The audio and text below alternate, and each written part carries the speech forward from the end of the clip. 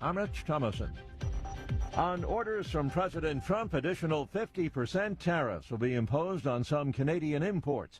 The president accuses the Canadians of unfairly discriminating against American autos, alcohol, and dairy products. Iran remains defiant. 10 consecutive nights of U.S. strikes haven't forced Tehran to loosen its grip on the Strait of Hormuz, through which about a fifth of all traded crude oil and natural gas previously passed.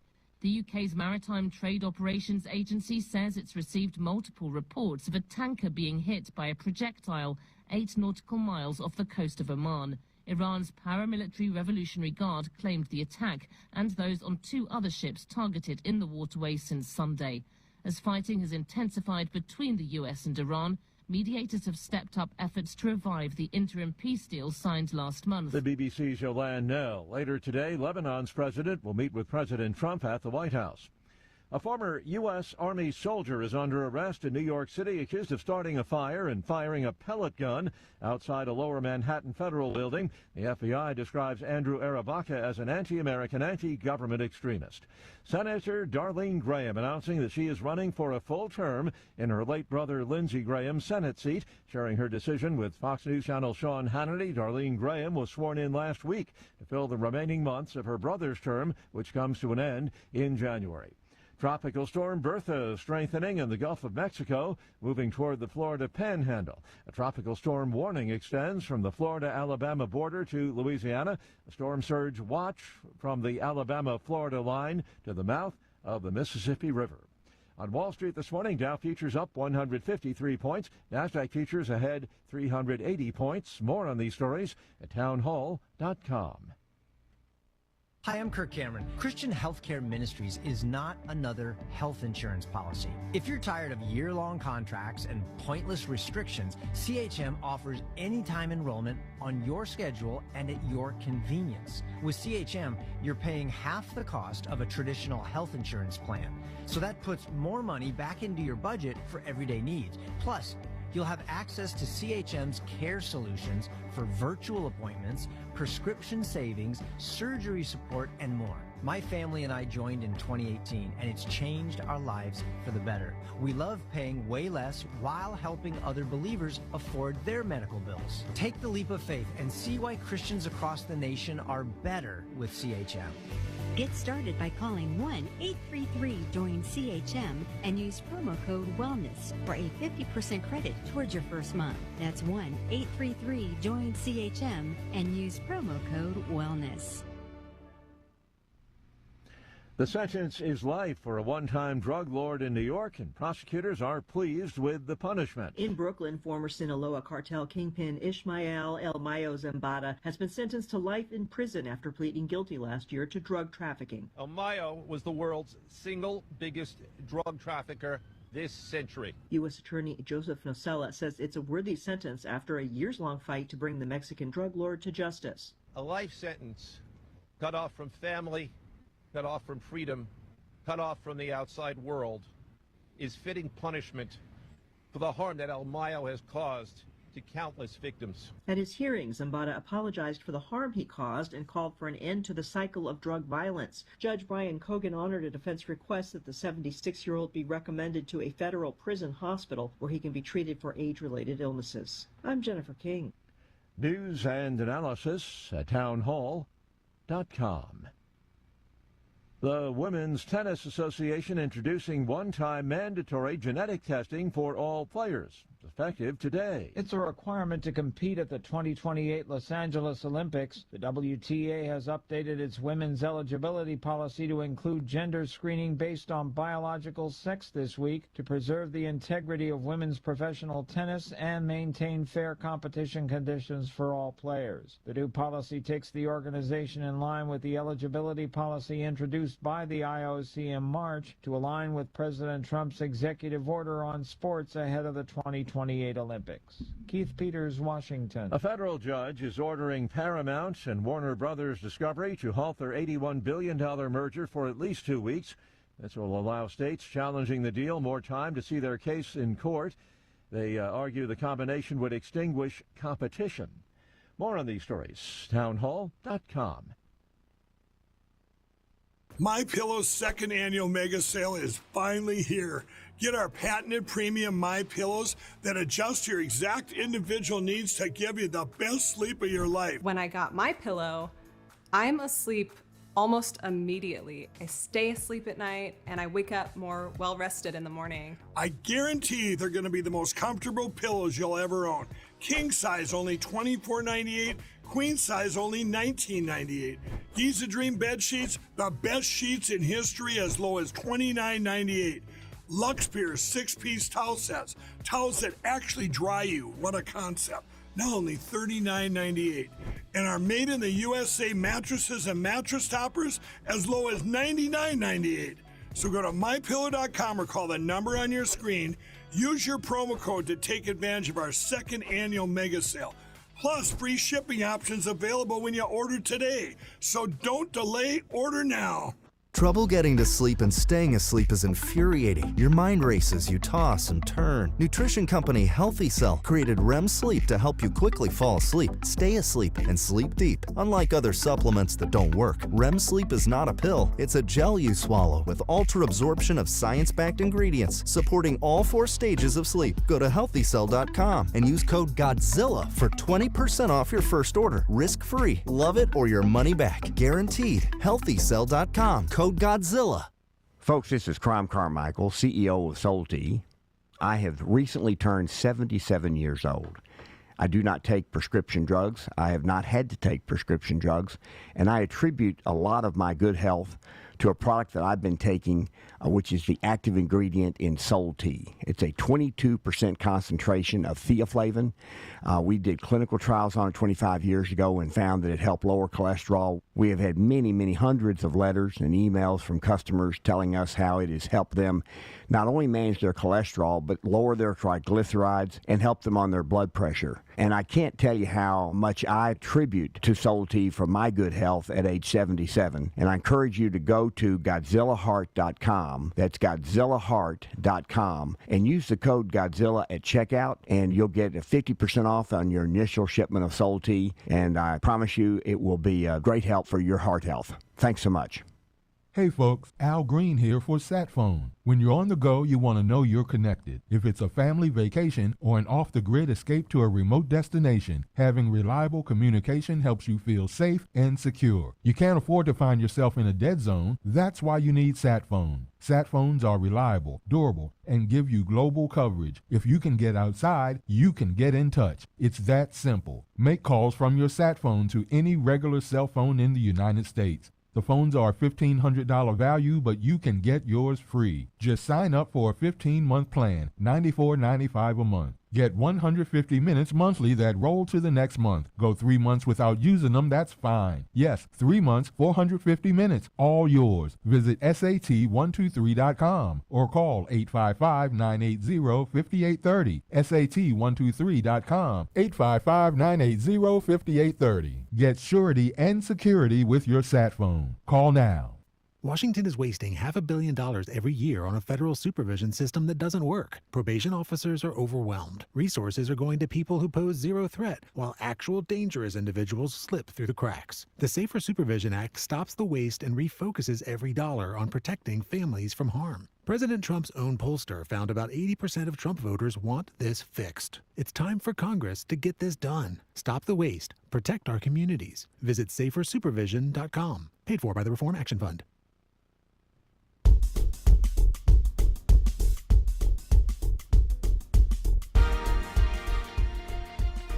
Well, happy Tuesday morning, everybody. I like what I said yesterday. Happy morning. This is the John Fredericks Media Network. I'm Dan Hobgood. Time for a look at, among other things, weather and sports. We'll start, as we always do, with where I am in Richmond, Virginia. And by the way, folks, just across the network, might want to have an umbrella handy today.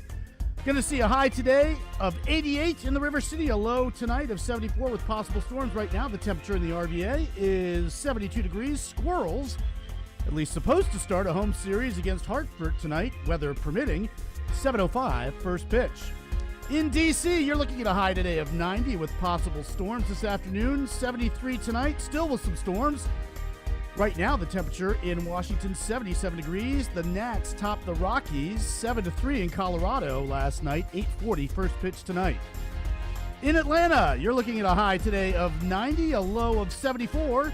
Right now, the temperature in Georgia also 74 degrees. Braves outlast the Padres at home 3-2 last night, 7:15 first pitch tonight. Nashville, you're looking at a high today of 95 with spotty storms this afternoon, a low of 73, still with possible storms. Right now, the temperature already 81 degrees, and if that doesn't sound bad enough, apparently feels like 94. Yuck. When's fall? Philadelphia, you're looking at a high of 83 with storms today, a low of 73 tonight with heavy storms. Right now, the temperature in the city of brotherly love, Papa Joe Green, 75 degrees. Phils beat the Dodgers 10-7 last night. First pitch, 6:40 for the two teams tonight. Morgantown, you're looking at a high today of 82 with possible storms this afternoon, a low of 67 tonight with heavy storms. Right now, the temperature in, by God, West Virginia, 70 degrees. Last but certainly not least, nearest and dearest to my heart, perhaps, you Yinzers out there in the 412, a high today of 80 with possible storms, a low tonight of 64 with heavy storms. Right now, the temperature, Mario Lemieux, 66 degrees. The Buccos fall to the Yankees 8-5 last night in New York, 7:05 first pitch tonight. Well, J-Off should be in a good mood. The Astros were winners over Miami last night. The Boston Red Sox extend their win streak to 14 after last night's victory over the O's. And just a reminder, folks, NFL training camps starting to commence later this week. Bringing you today's Weather and Sports Update is the Godzilla Wins radio show for the best insight, analysis, and picks. Watch and listen to Godzilla Wins Saturday mornings from 9 to 11 all across the John Fredericks Media Network. Plus, to get John's daily sports picks, you know what to do. Go to GodzillaWins.com. Once again, that's GodzillaWins.com. And now for a few words to the wise. Today, I'd like to examine the rather commonplace notion of crony capitalism. As noted yesterday, the first thing that we need to do in evaluating these sorts of terms is ask the question, what are we talking about? So let's get some practice in here. Self-evidently, crony capitalism combines two pre-existing concepts, cronyism and capitalism. Cronyism refers to a partnership between government and certain businesses in which the former exhibits favoritism to the latter based on any number of factors. Already, I hope that you're encountering proverbial red flags in your thinking, because that's what should be happening. Problem here is one of the attributes of capitalism, of a free market, is a separation of business and state, akin to a separation of church and state. The government doesn't pick winners, it plays the role of umpire, simply calling balls and strikes, policing society for rights violations, and thereby criminalizing fraud and the unprovoked undue use of force. To marry the concepts of cronyism and capitalism would be like creating a new kind of workout called walking running. Wait, what? Which one is it? Walking and running aren't merely two dissimilar ideas, they're moreover two contradictory ideas. By definition, in walking, both feet are simultaneously on the ground for a split moment per stride. In running, meanwhile, they're both suspended in air for a split moment. Of course, if you're trying to be a champion runner, take it from me that the key goal is to minimize the time that both feet are off the ground, but I digress. Indeed, as with walking and running, cronyism and capitalism have no business being combined into some sort of hybrid concept. And as with yesterday, we already have another term for what we're talking about, if someone wants to use a practical synonym for cronyism itself. Notably, the synonym is another word that many folks bandy about like a frisbee, albeit incorrectly. The term, of course, is fascism, to which the most infamous adherent was Nazi Germany. What's ironic about contemporary use of the word fascism as a criticism is that it so often, if not universally, comes from self-proclaimed socialists. Why is this ironic? Because, as astonishingly few people realize, Nazism was an abbreviation of the phrase National Socialism, which gets us back to the larger point about these various strains of statism, and that is that they're all various strains of statism. Arguing over whether a system is fascist or socialist or communist, etc., it's splitting hairs, and distractingly so. The key, as we've previously discussed, is that they all reject individual rights and exalt the gang, or the gang leader anyway, over the average Joe. And obviously enough, I hope by this point, They're in no way capitalistic or representative of the political spectrum's far right. On the subject of the political spectrum, let's dive into that some tomorrow. But in the meantime, this has been Dan Hobgood for the John Fredericks Media Network. Outside the Box with the Ox is next, followed, of course, by The John Fredericks Show. Stay tuned, everyone. It's this whole nasty lettuce thing, causing explosive cyclospora, they say, affecting 1,600 plus of us in 34 states. So all the king's horses and all the king's men set out to find the source. Lettuce, they think. As an aside, on a recent tour of the once porous Yuma border station, we learned how hordes of illegals coming through Biden's incomplete border fence were living in the produce fields on our side. Like first stop after a journey. So, well, what's the first thing we all do after a trip? Contaminating large percentages of the crops that feed 90% of the rest of the country during the winter months. So it can happen. Well, a lettuce supplier to many stores and fast food restaurants said, mea culpa. Uh-oh. So many of them, and most notably in the news, Taco Bell pulled the stuff, at least from a few states' restaurants. You gonna eat that? What, that? No. Yes. No. Well, no, I'd crossed my mind. Yeah. Now the parent company of the lettuce supplier says further tests show the original information was a false positive and apologized for the confusion. Next time, be more careful. Kids, what are you gonna do? Explosive diarrhea, eh? Thinking outside the box. Refried beans, taco meat, tortillas, coated with the stuff RFK Jr. wants to make illegal, along with that road tar ingredient we call cheese sauce or queso, he says, and their assortment of hot sauces in which hot is only the second hottest, while evoking evil deities' names for the really hot stuff. And we're being told the reason we get explosive diarrhea there is from the lettuce? Here outside the box with the Ox in the Eastern Time Zone and now in West Virginia on the John Fredericks Media Network. John Fredericks. It is the most egregious thing I've seen in a lifetime. President Trump. The whole thing is ridiculous. When politics start getting wild, they want to have every single thing that you don't want. Raise taxes, men and women's sports. They're going to open up their border. Trump hits the speed dial. Thank you for calling in on such short notice. You came first, John. Wake up with the John Fredericks Show weekday morning, 6 Eastern, 5 Central on JFMN.TV, the massive J-Fred radio network, and all across the socials. You came first, John. Thank you very much, and you do a great job.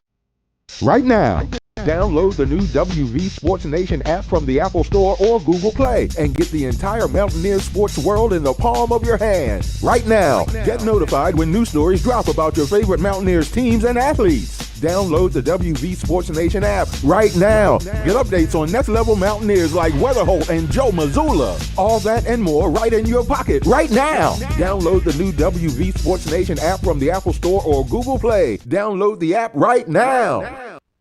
You hear a lot about weight loss injections because the results are dramatic, but injections aren't for everyone. So doctors created a new generation weight loss supplement. This is non-prescription lean, and the science behind it is impressive.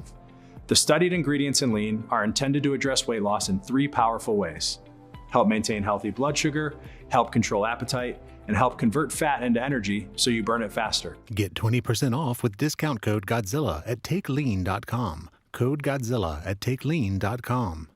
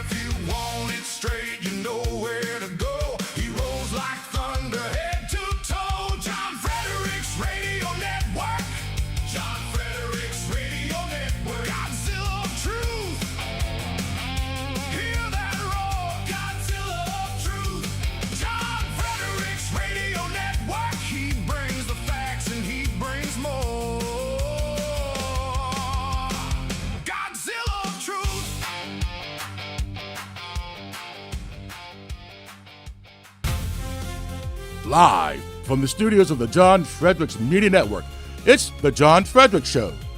Grab yourself a cup of 1775 coffee, sit back, and get ready for the best 4 hours of talk in the universe. To be part of the show, just call our toll-free number, 888-480-5646. And now, here's the Godzilla of Truth, the Oracle of the Deplorables, the man who always says to lace him up and lace him tight, John Fredericks.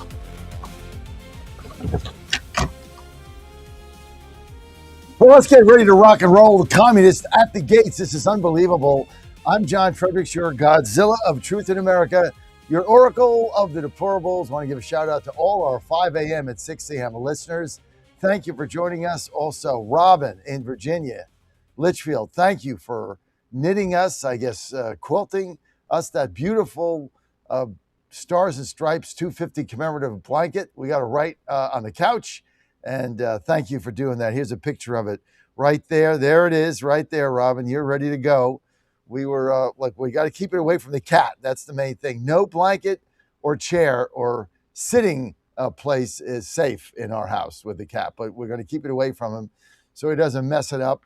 And but thank you for doing that, Robin. I really appreciate it. And thanks everybody for helping us out here and for our listeners and for our show and all the great things that are happening with us. I'm live in Washington, D.C. Great to have you. Dan, how's my audio going?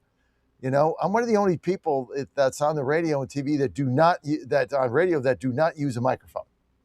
I have this little lapel thing here, which I think is just, there's something when you get accustomed to this. Maybe the audio, Dan, isn't as crisp or clean, but there's a freedom about it because you're not like looking at that mic, and so it becomes more conversational.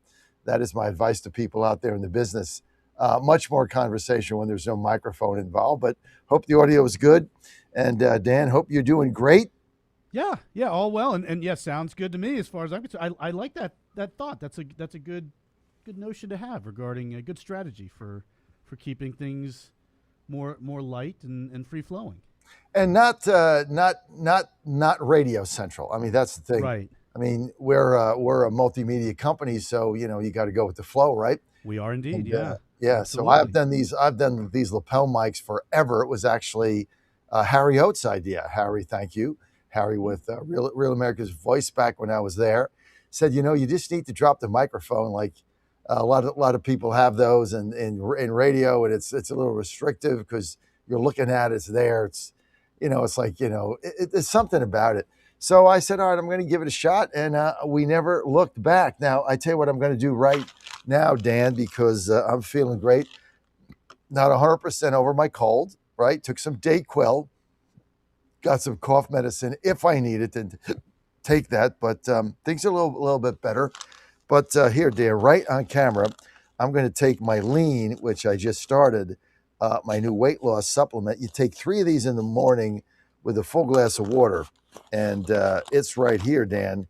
And I could stand to lose. I got to lose about 25 pounds. I got to get down to 220. I'm determined to do that by the end of the year. Now I can lose 15 or 20 pounds. So I'm going to do these. I just started it, and it's real easy. You just take 3 of them out like I did, and you just down them. Like that.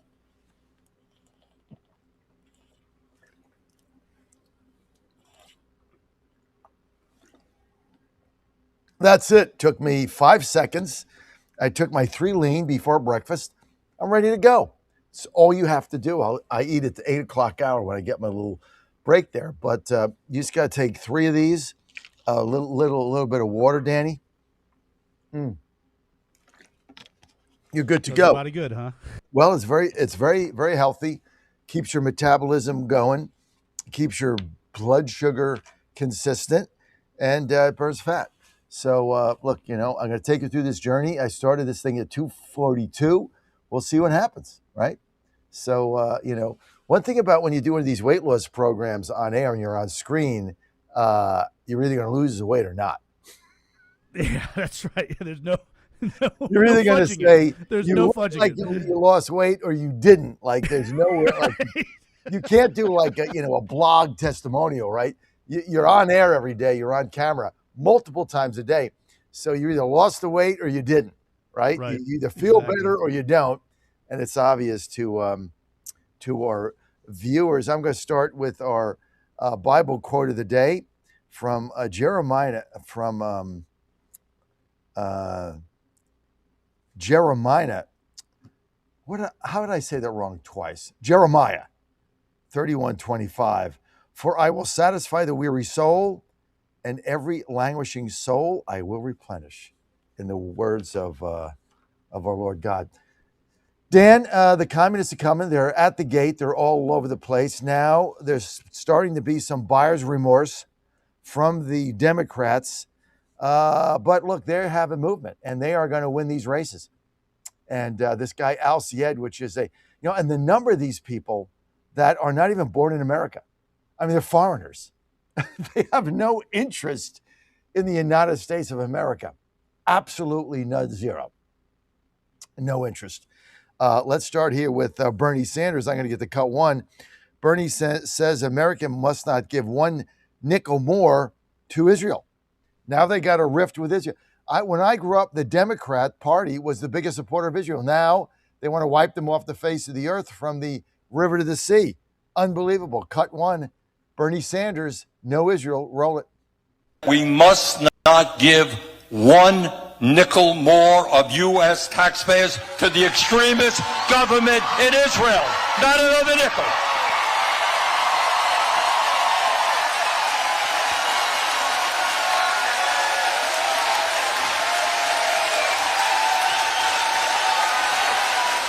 Now, AIPAC may not like that, but that is what the American people want. They want us to invest in education, child care, not in the Netanyahu government.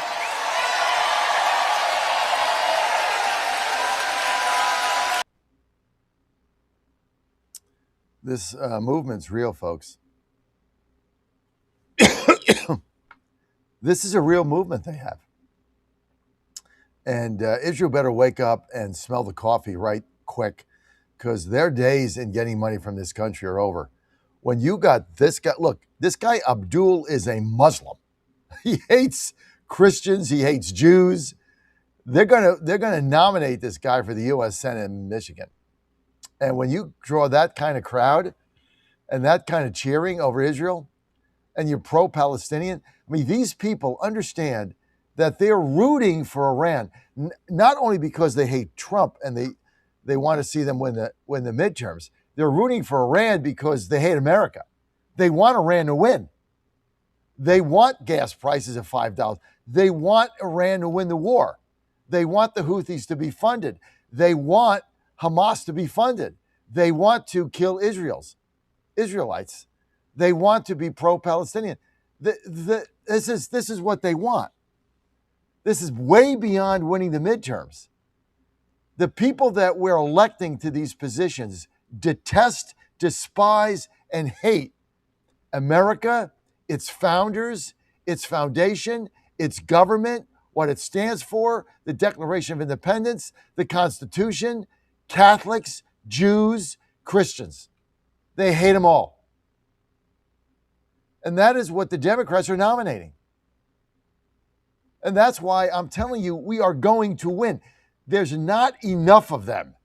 Now, maybe someday there'll be, but right now, this is a sliver. There is not a majority of these people. And yes, they're going to win these crazy blue cities, but we're going to win everything else.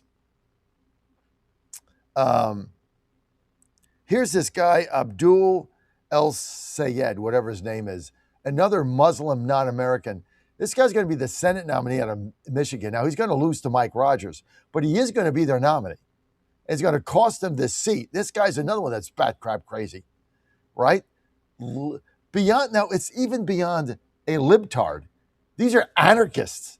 These people want to, do you know that the Democratic Socialists of America, the Communist Party, they want to dissolve the presidency. They want to dissolve the Senate.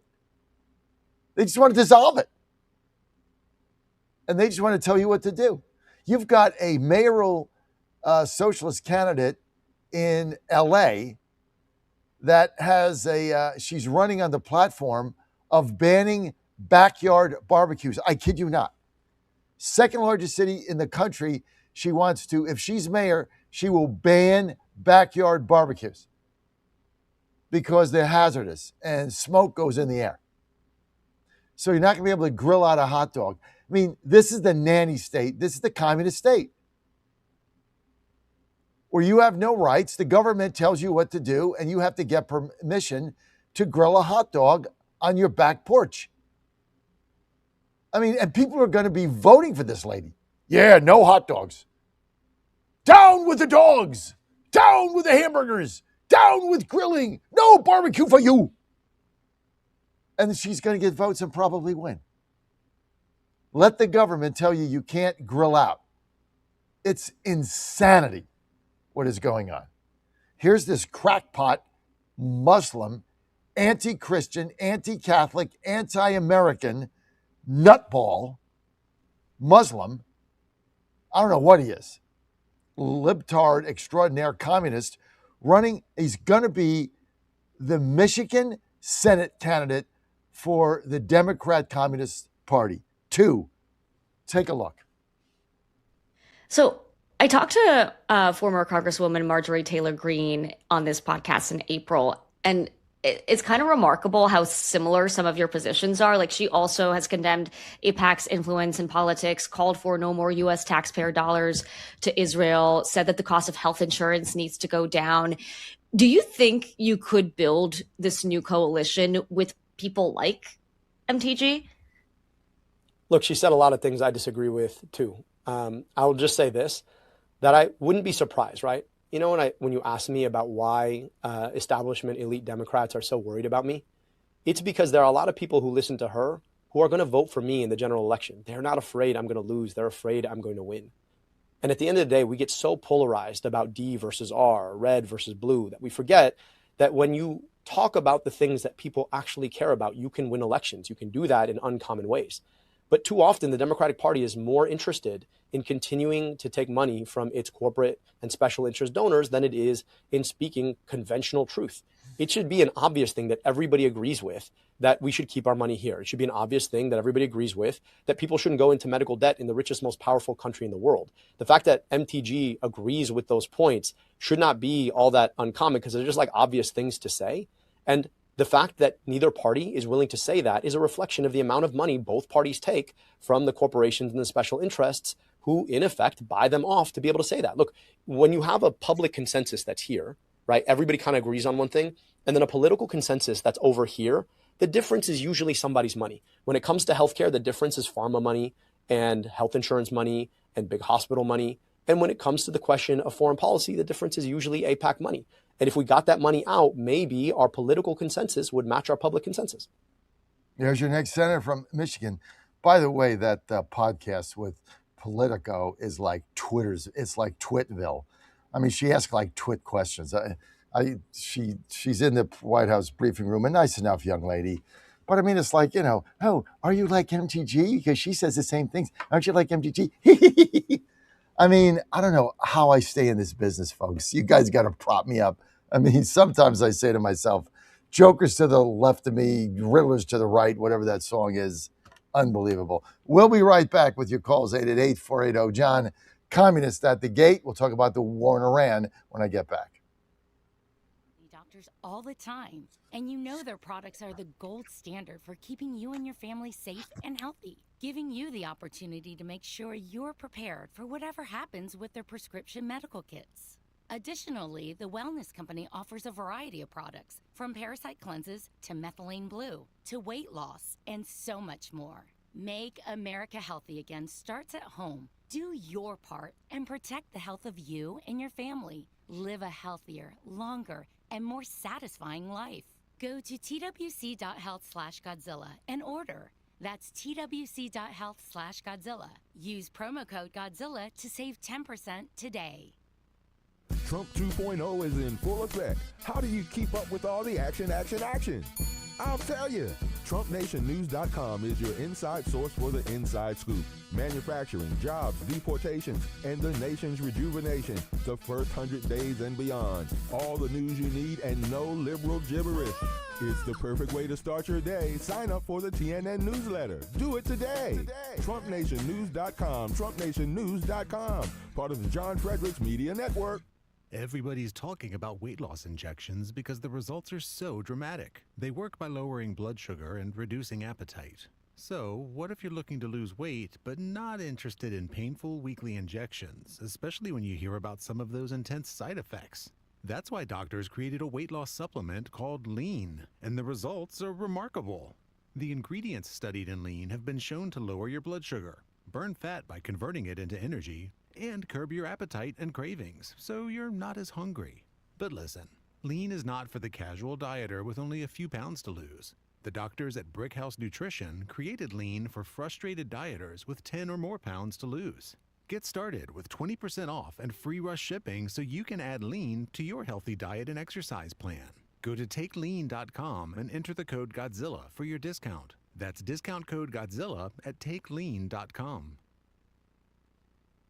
Hey folks, Al Green here for SatPhone. When you're on the go, you want to know you're connected. If it's a family vacation or an off-the-grid escape to a remote destination, having reliable communication helps you feel safe and secure. You can't afford to find yourself in a dead zone. That's why you need SatPhone. SatPhones are reliable, durable, and give you global coverage. If you can get outside, you can get in touch. It's that simple. Make calls from your SatPhone to any regular cell phone in the United States. The phones are $1,500 value, but you can get yours free. Just sign up for a 15-month plan, $94.95 a month. Get 150 minutes monthly that roll to the next month. Go 3 months without using them, that's fine. Yes, 3 months, 450 minutes, all yours. Visit SAT123.com or call 855-980-5830. SAT123.com, 855-980-5830. Get surety and security with your SatPhone. Call now. The Cats and Cosby Show. It's the top news of the day. People are out there saying, oh, the Iranians are never going to live by it. But let me tell you something.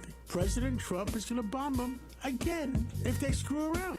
Hopefully they live up to it. And if not, the pounding's coming. We're going to do it again and again and again. The Cats and Cosby Show, weekdays 5 Eastern, 4 Central on the stations of the John Fredericks Media Network.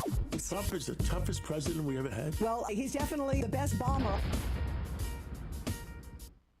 Some guys might decide that it's a little too tough, or it's a little too hard, it's a little too demanding.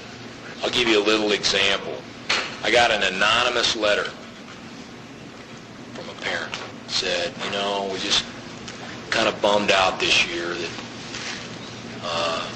the boys only get 2 weeks off before they start their summer conditioning program. You know, normally they get 3.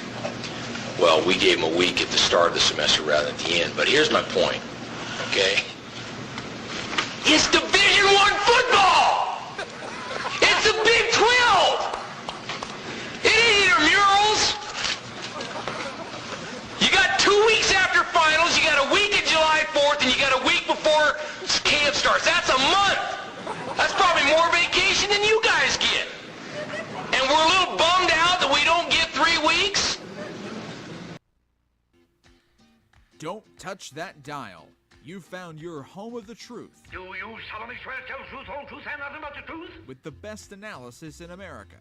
You can't handle the truth. And now back to the John Fredericks Show. You got him. Great to have you with us. Hey, I tell you what, I'm really fired up about this Lean. I just wanted to give you guys a little info on it because I just started taking it. I think it's going to really work for me.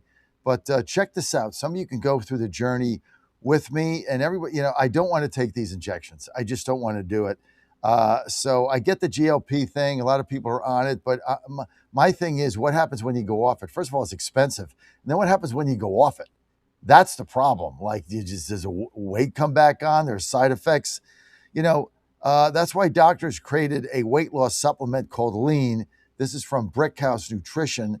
The studied ingredients in Lean have been shown to target weight loss in 3 ways: help support healthy blood sugar without spiking it, help your body burn fat by converting it into energy, and help curb appetite and cravings so you're not as hungry, so your calorie intake goes down. Now, obviously, there's diet and exercise that goes with everything, but Lean was created for frustrated dieters like me who have 10 or more pounds to lose. If you're trying to lose 5 pounds, no.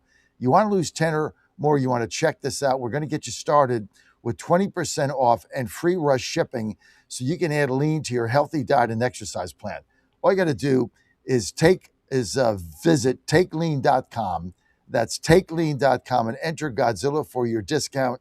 That's promo code Godzilla at takelean.com. That's takelean.com, and you are good to go. And check it out. And if you're serious, if you need to lose weight and you're serious about it, we're going to go through this journey together. And I'm determined to get down to 225. And then I'm going to be a fighting weight. Speaking of fighting weight, let's get to Dave in Arizona. Dave, Communists at the Gate, you're live. Thanks so much, Godzilla. So I'm getting prepared to go to the polls today because it's primary day here in Arizona State 48.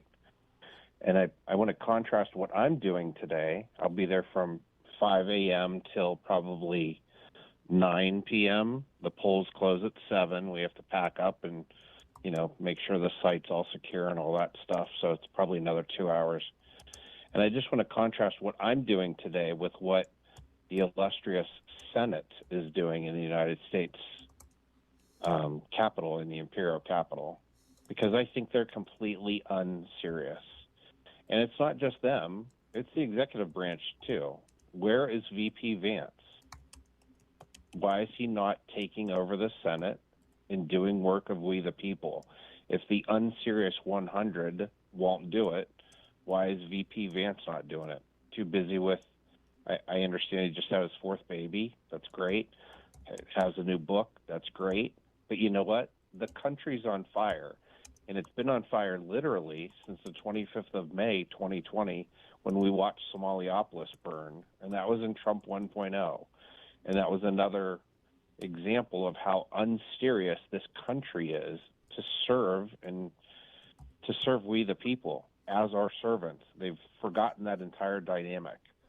The federal government requires or allows the Senate and the House to be in session 130 days a year. Well, Rob, Dave, you made this point over and over. Okay, we kind of get it. Vance is not there; he's not going to do it. So I understand your frustration. Okay, but the thing is, he's not doing it, so it's not going to happen. And now you got President Trump backing Lindsey Graham's sister for the U.S. Senate. I don't know anything about her. She's not run for anything. Now we're into nepotism, right? Now we're into let's just put people in there. It's like soupy sales show. I mean, that to me is it's a non-serious body as it is, and now you're endorsing somebody's sister to go to the Senate. We have no idea what she stands for. She has no record. She has no policies. She won't talk to the media, and now we're going to endorse her for Senate in the August primary, which is which is 3 weeks away. Now, that to me is a bigger issue than the fact that you keep saying Vance should go to the Senate and hit gavels, which he's not going to do. I mean, he's not going to do it, Dave. So we got to move on from that and deal with reality. And the reality is, we got the president backing a candidate for Senate where the country's hanging by a thread, and we have no idea where this woman stands on anything. I mean, this could turn out to be the Amy Coney Barrett of the U.S. Senate. This could be another Murkowski. We have no idea what she stands for, and she won't even talk to the media. Like I don't know, how does she go through this 3-week campaign and say nothing? Unbelievable. I'm like you, Dave. I'm beside myself. But Vance isn't going to preside over the Senate. So I mean, I get it. I get your position. It's not going to happen. So now what, Dave? I don't know. I don't know what the alternative is. I don't know how we convince these people. You know, I call Paul Gosar, my representative in CD9 Arizona, daily. He's responsive. I mean, he was the guy that stood up against certification back in 2020, 2021. But I don't know how we make the other people listen to us. It really seems like it's becoming a pitchfork moment, because unfortunately the barbarians are inside the gate, and the people that serve us are just tone deaf completely. I don't know. Dave, we I am beside operate. myself, but you know Dave. what? I'm going to do my part and go work the We balls. we operate, Dave, out of fear. The Republicans operate out of fear. They operate out of cowardice. They operate out of defense. They're afraid of their own shadow, and nobody will stand up to the communists because they're afraid. Let's play. Let's go to 9, 10, and 11. Okay, here is Mandami. They're reporting increases in rape in New York City, and he's saying, well, that's because we've expanded the definition of what counts as rape. I just let this sink in. Rapes are up in New York because the streets are not safe. You can't go down the street. So Muslims there, illegals walking around and just rape women. And so it's becoming an epidemic in New York City. And the mayor's response is, well, we've downgraded, what is classified as rape. So what is that? Like if you don't ejaculate in that woman, it's not rape? Like, what are you talking about? I mean, this is the insanity of the communist takeover of this country. Now rape is not rape because he doesn't like the numbers. 9, roll it. Something else that she brought to my attention was the number of police officers obviously didn't increase. So you called her the night before. She was a little bit caught by surprise. She said, though, that rape and felony assaults are concerning to her in terms of those numbers, and that she, as the council, will continue to push for more officers. And she said that, the NYPD is touting low numbers, but she's looking at different numbers. Somewhere in the middle is the truth. Where is it? Well, I believe the NYPD, when they put forward their numbers, what we're seeing are some of the lowest numbers that New York City has seen in recorded history, especially when it comes to murders and shootings. These are the lowest we've ever seen. And what I think is important to know is a lot of the increase in rape also comes from an expanded definition of what counts as rape, as well as survivors coming forward for acts that took place years prior. And we are thankful for them coming forward, the courage and the bravery it takes, but just to provide New Yorkers with that context. And I'm proud that in working with Commissioner Tisch, we were able to fulfill the 2 hopes that we had earlier in the year to provide 2 different command centers in the Bronx like we do in Brooklyn and Manhattan and in Queens, and to also provide additional training to officers, all within the originally authorized headcount. Okay. So basically, rapes are up, but we expanded the definition of rape, so therefore they're down. I mean, this is what the news media purports, and this is the guy that is the head of this movement. Okay, I guess rapes of women are now the definition has changed. I don't know what it means. I mean, rape is rape, right? But I guess there's now they've said, well, there's more rapes because we're now classifying it differently. All right. Here's another communist running that's going to get elected to Congress, this Avila Chevalier, talking about how she hates America. This person is going to Congress. She shouldn't be seated. These people should not even be seated. 10, go. Let me ask you overall kind of on some of these issues. Of course, Israel was a big one. One of your staunchest positions in this campaign was against Israel and what they're doing in Gaza. You called it a genocide. So when you go to D.C., is it something you want to bring up right away? And how do you kind of envision that playing out? There are a number of bills that I'll sign on to on day one, and one of them is the Block the Bombs Act, because I do believe that what's happening is a genocide, and I believe that it's a moral injury to the American people that our tax dollars are being used to enact this genocide.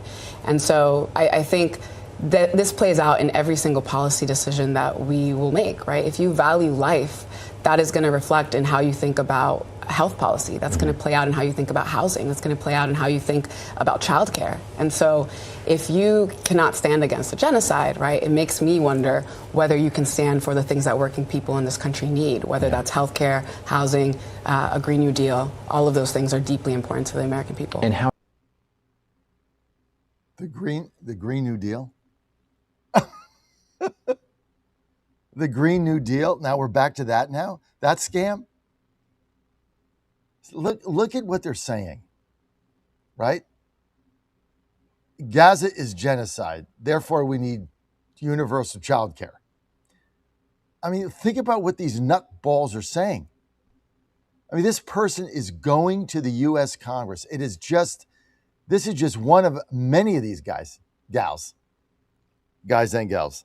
Here she is again saying that the Democrat base wants fighters who understand the struggle that they're going through. 11, take a look. Before I get to some issues, I want to ask you about other Democrats who were quick to react about what happened on primary night, right? For example, Josh Gottheimer was one of them. In the past, Tom Suozzi, a Democrat from Long Island, had DSA should have their own party. What do you make of other Democrats now coming out and saying, well, this isn't representative of us as a whole? Well, you know, I'm very excited to be the Democratic nominee. I'm very excited to know that the working people of this district voted for the things that we were running on, right, around affordable housing, around making sure that we were abolishing ICE, making sure that we're investing our tax dollars in our children here. And those are the values of the Democratic base, not only here in New York, but across the country. And we see that with election after election across the country, whether that was with Chris Rabb in Philadelphia, Dr. Hamaway in New Jersey, or with Melat Kiros in Denver. And there are so many more races like Donovan McKinney's in Michigan that I'm very excited to watch closely, and Justin Pearson's in Tennessee. I think what we're seeing is more and more Americans coming out to say this is what Democrats want. But how do you envision yourself and what you view as your views? When I'm listening carefully, is it far off from the Democratic Party, or do you believe that they were outliers and shouldn't have said those things? You know, I think the Democratic base, like so many, like myself included, felt abandoned by the establishment Democrats who have really been serving in many ways corporate interests instead of the working people of this country. And I think what the Democratic base is showing right now is that they want fighters who understand the struggle that they're going through and who are going to go to Washington and fight to make sure that we can lead dignified lives. Yeah. And, you know, I think for so many who I've yet to have conversations with, I just ask that they withhold judgment about who I am and the type of leadership that I bring to Washington until they've had a conversation with me. I asked. This is unbelievable. I mean, did you ever think we'd be in a time in this country where we're electing these communist crackpots to Congress, sitting in Congress? Did you ever think there was a time we'd see this? I mean, it's just hard to fathom. It's hard to fathom. I want to get to Chris Cuomo, who kind of understands this. And then I'm going to get to John, you, but let me see if I can find. I think this was towards the end. We have to keep playing these folks so you understand what is going on. We're going to get to 33 and 34. This is Andrew Cuomo, right? Former governor of New York, ran for mayor, says the Democratic Party is in the middle of a civil war. And then he goes on to say that he talks about crypto, tokenization, but let's just start with 33. Start there, and we'll go from there. Dan, go ahead. Take a look here, Chris. I'm sorry, Andrew Cuomo. Well, I mean, Andrew, look, you've got people who are trying to slow down the AI race, the digital assets race. I mean, look what just happened with Kathy Hochul. Okay, she just put a 1-year moratorium in. She doesn't want any data centers built in New York. What is your reaction? Well, look, the Democratic Party is in the middle of a civil war, right? And you have moderate mainstream Democrats, such as myself, which have been challenged by the far left extremists. Now, the Democratic Party always had a far left, like the Republican Party always had a far right. But this far left on the Democratic Party basically has been energized by the opposition to President Trump. You have a lot of young people who are now engaged in the political process. You have guys like Bernie Sanders saying that the future of the Democratic Party should be a socialist party, which is sort of ironic, since Bernie Sanders is an independent in the first place. He's not even a Democrat. He's telling us what the Democratic future should be. But socialism has not worked anywhere on the globe, Maria. Yeah. Promises of free lunch, free buses, free rent, free everything. There is no such thing as free. Someone always pays. This is a dream. This is nirvana. This is utopia. Yeah. And they're selling to young people who are buying it. But it's not going to work. And the socialist movement is the best thing the Republicans have going for them. Truer words have never been said, which is why I'm telling you why we're going to win in the midterms. Okay? If they were nominating mainstream Democrats, we're going to lose. They're nominating crazy people. And like Andrew Cuomo said, a Democrat. It has failed all over the globe wherever it's been tried. But young people, they hate Trump, they hate this, they hate that, they hate America. They've been indoctrinated with hate. And so here we are. And there's a coming break point in this country. And it's coming and it's going to break. We have cities versus states. We have cities versus the federal government. We have communists versus the whole Constitution, that they want to tear it down. And right now it sounds good, looks good, but when people actually have to make a decision, do you want to tear your country down to nothing and bankrupt it, or do you want to live a life of freedom and prosperity? They're just not going to win. Let's get to one more call here. Let's get to Anthony in Florida, line 3, I think. Anthony, go ahead. Okay, this is going to be difficult for me to say, but I'm going to say it. Like the analogy you just made, like, oh, the communists and things like. Do you know why these people are winning? They're not necessarily winning because they're communists. They're winning in cases because when they say what they're going to do, they say they're going to do something, they do it. They make a promise and they keep it. They say, oh, well, we're going to impeach Trump and we're going to go after his crew and we're going to prosecute them and we're going to do hearings. And they follow through. Our side, that guy said something. Trump under delivers. He over promises and then under delivers. He oversells and then under delivers. A good portion of MAGA, they don't hate America, and a lot of the people that voted for Trump that crossed over, they hate him now because he didn't follow through. He didn't keep his promises. He did so in some areas. He did good things in some areas, and he screwed us over in other areas. And it's like I need you to kind of understand that some of us on the in-between, they're irritated because every day is like, oh, you can't, it's the same thing. And I get tired of them like Groundhog's Day. Oh, they can't have a nuclear weapon. They can't have a nuclear weapon. And I get tired of hearing that. It's like, okay, dude, like do something. Oh, I just want, follow through. Okay, you promised no new wars, mass deportations, rest. All right. Well, look, we go through this. We go through the same thing with. We go through the same thing with you several days a week. I want you to come up with some new material. Okay, I get it. You're not voting for Trump. You're mad. You're staying home. All your friends are staying home. You'd rather turn the country over to the communists. I get it, right? You're going to make a statement, elect the communists by staying home and being pissed off. I mean, it's a free country, Anthony. You do what you want. Okay, I'm not going to do that. Look, nothing is perfect. I get it. But the next time you call, just give me some new material. Because you've been saying the same thing now for 6 months in 80 different ways, but it's the same thing.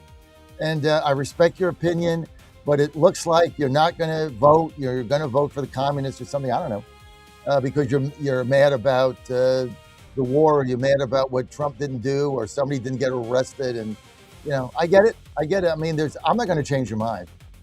There's nothing I can do. So I don't know what you're going to do. Like sit there in Florida and like vote for the libtards and vote for the communists because Trump said something he didn't do. These people want to destroy your country. So you will have no country. When it's all said and done, Anthony, if you keep going down this path with all your friends, guess what? You'll have no country. and then I guess you'll be happy. I really don't get it. I understand your frustration, but come up with something new, because now it's starting to bore me, honestly. Okay? Thank you. John Fredericks Media Network. I'll be right back. Sirens piercing the air in Bahrain as Iran continues lashing out at its neighbors, targeting those countries with missiles. Hostilities with the U.S. intensify. For a 10th straight night, American forces and the Iranians have traded fire. Meanwhile, behind-the-scenes efforts to get the U.S.-Iran ceasefire back on track continue. U.S. trade dispute with Canada is heating up. President Trump announcing plans for 50% tariffs on some Canadian goods. These are really sweeping tariffs imposed by the United States against certain items imported from Canada. Donald Trump says this is a retaliation for what he called unequal treatment of U.S. cars, dairy, and alcohol. But certain items that are exported from Canada will be exempt from this list, and they include energy, potash, critical minerals, and fish. Now, these new tariffs are going to be delayed, and I think this is significant, by 30 days. So it does allow for some negotiation. The BBC's Peter Bowes. Tropical storm warning posted extending from the Florida-Alabama line to Louisiana. This comes as Tropical Storm Bertha continues strengthening in the Gulf of America. Out in the eastern Pacific, Hurricane Fausto has formed far from Mexico's Baja California peninsula, and as of now it's posing no threat to land. The threat of violent weather in the northeast resulting in numerous flight cancellations.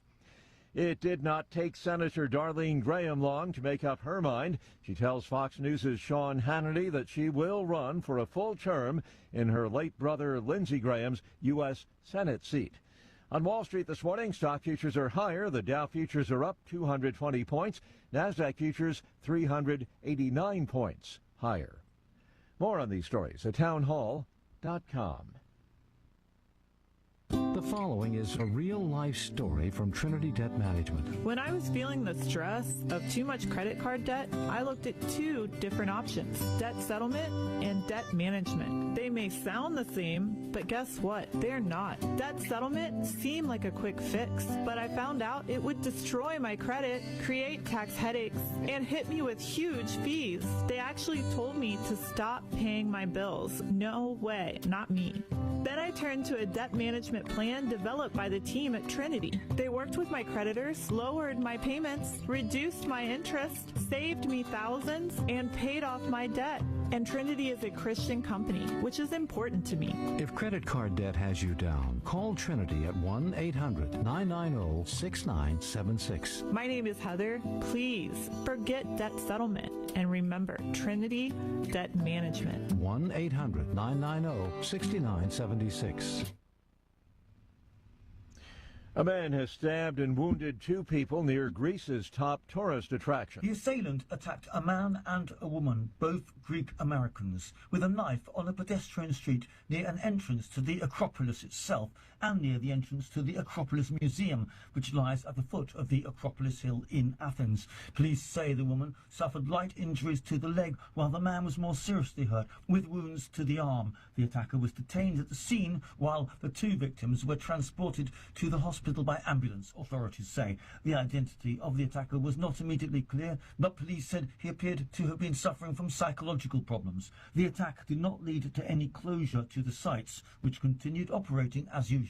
I'm Charles Dilladesma. At least 10 people have been killed, 17 others missing after a disaster inside an under-construction tunnel linked to a hydroelectric project in northeast India.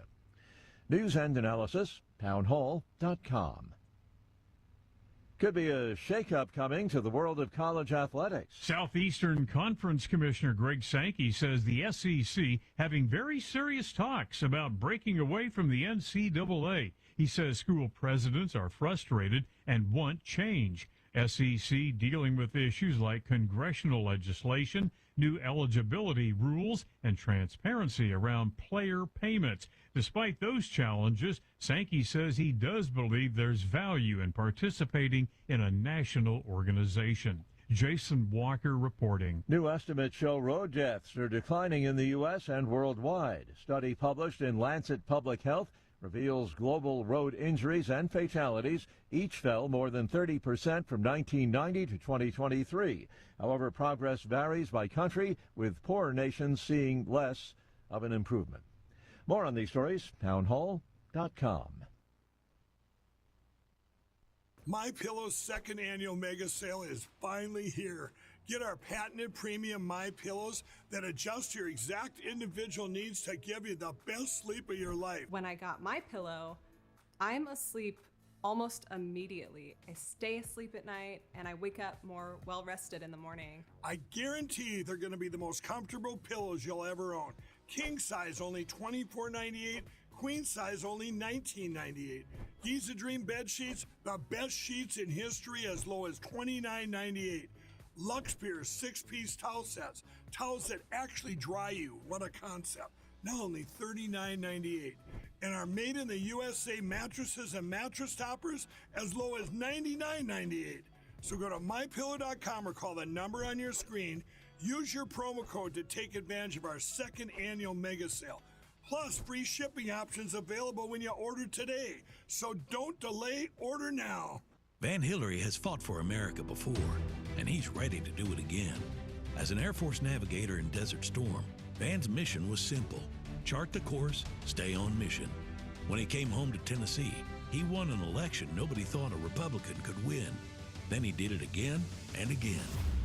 For almost a decade, America First conservative Van Hillary has fought the radical left, stood with President Trump, and never folded, securing our border, cutting taxes, and bringing jobs to Tennessee. Radical Democrats are trying to hijack our country. President Trump needs a conservative fighter who knows how to win. I'll keep fighting to help President Trump finish what he started, keeping our border secure, growing our economy, and destroying the woke agenda. I'm Van Hillary, and I approve this message because I'm standing with President Trump to get America back on mission. America First conservative Van Hillary. He's never folded, and he never will. Paid for by Van for Tennessee. Washington is wasting $500 million every year on a federal supervision system that doesn't work. Probation officers are overwhelmed. Resources are going to people who pose zero threat, while actual dangerous individuals slip through the cracks. The Safer Supervision Act stops the waste and refocuses every dollar on protecting families from harm. President Trump's own pollster found about 80% of Trump voters want this fixed. It's time for Congress to get this done. Stop the waste. Protect our communities. Visit safersupervision.com. Paid for by the Reform Action Fund. What happens in Virginia doesn't stay in Virginia. It influences policy and policymakers nationwide. The VirginiaStar.com shines a light on the issues in VA that become issues for the USA, with insightful commentary that gets to the fact of the matter. The VirginiaStar.com is your source of wisdom and truth, locally, statewide, and nationally. Log on today and every day. The VirginiaStar.com. The VirginiaStar.com. Ponder this. Most people want to have a good day every day. In order to do this, we must start our day with gratitude and keep an attitude of gratitude throughout the day. I offer you my recipe for having a great day and a joyful life. First, start each day being grateful that the Lord has given you another day to serve Him. Roll yourself out of bed, get on your knees, and say a morning prayer of thanksgiving. Ask the Lord to help you throughout the day to do whatever His will is for you. Next, thank God for the little things that make your day better. I thank Him immensely for my morning coffee and for my legs that allow me to take a morning walk. I pray for those who cannot walk because of age, injury, or disability. Throughout the rest of the day, I am grateful for the people God has placed in my life. I thank Him for those who love me, and I pray especially for those who do not love me. Find ways in your day to thank God continually and offer prayers for all those the good Lord has placed in your daily path. I'm Susie Kelly, and I am passionately Catholic.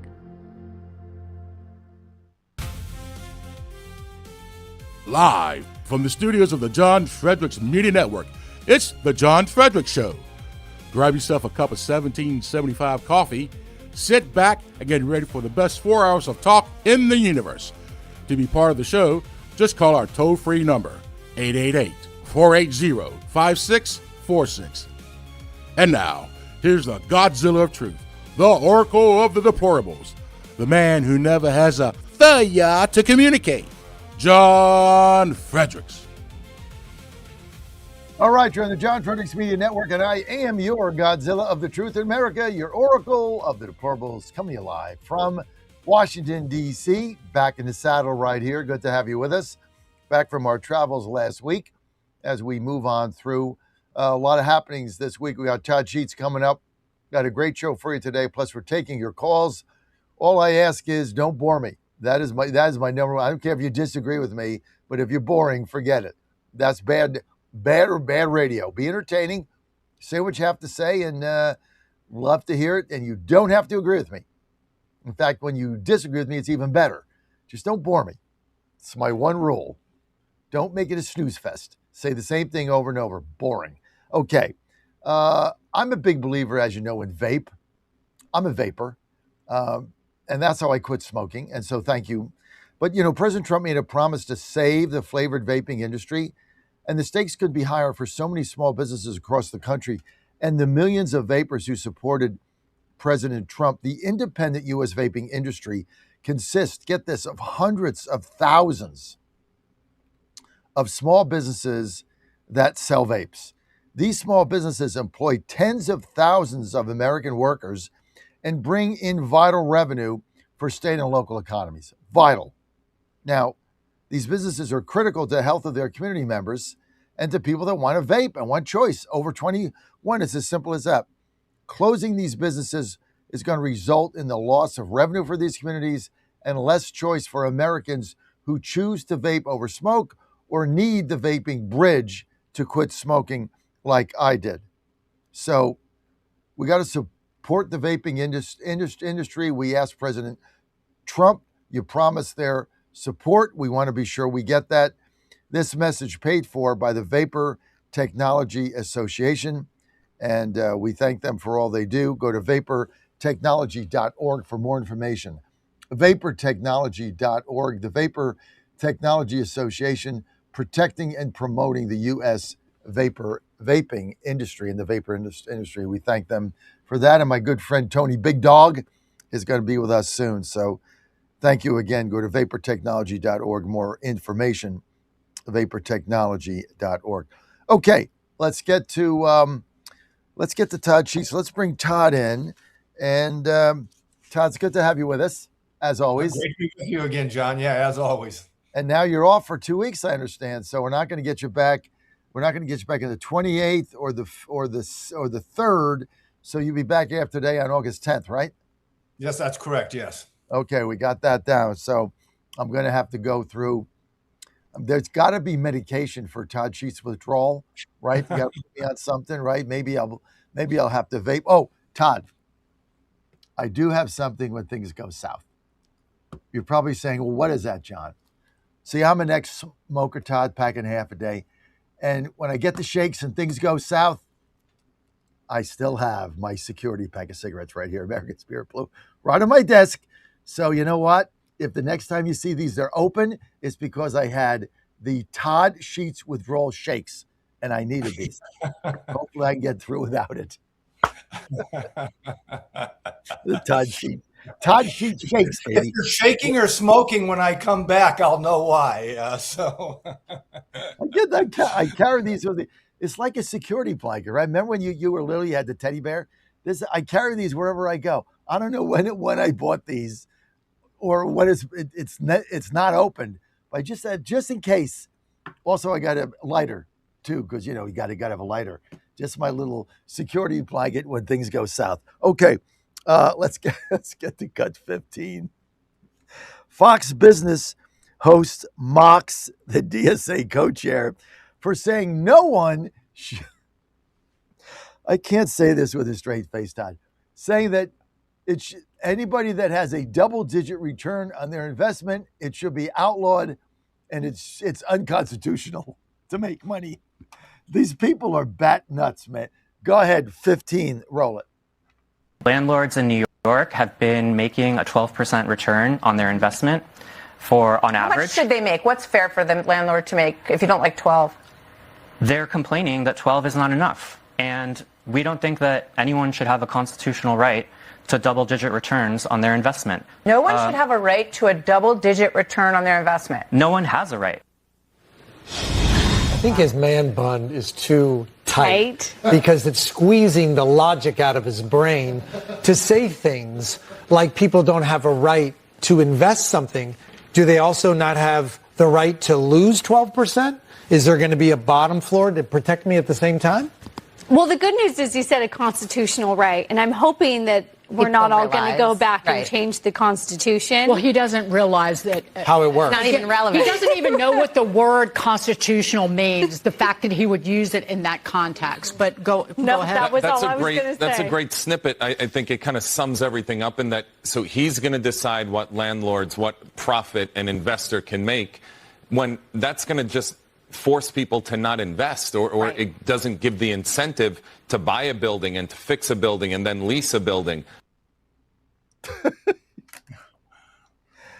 This is the co-chair of the Democrat Socialist Party. Basically saying you can't make over 12% return on your investment. Where the hell are they going with this, Todd?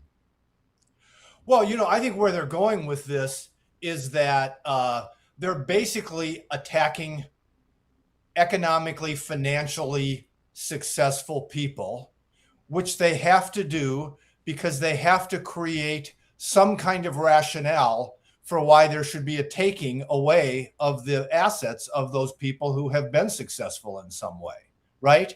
I mean, if you're going to propose a wealth tax, either in California or as California's Governor Gavin Newsom has now proposed nationally, you have to have some justification for why you're taking away the things that other people have worked hard to earn and the assets that they've built up and that kind of thing. And so they're laying the groundwork for these policies that they're pushing. And basically saying is this goes back to like hundreds and hundreds and hundreds of years ago of basically saying these are ill-gotten gains is what they're trying to allege.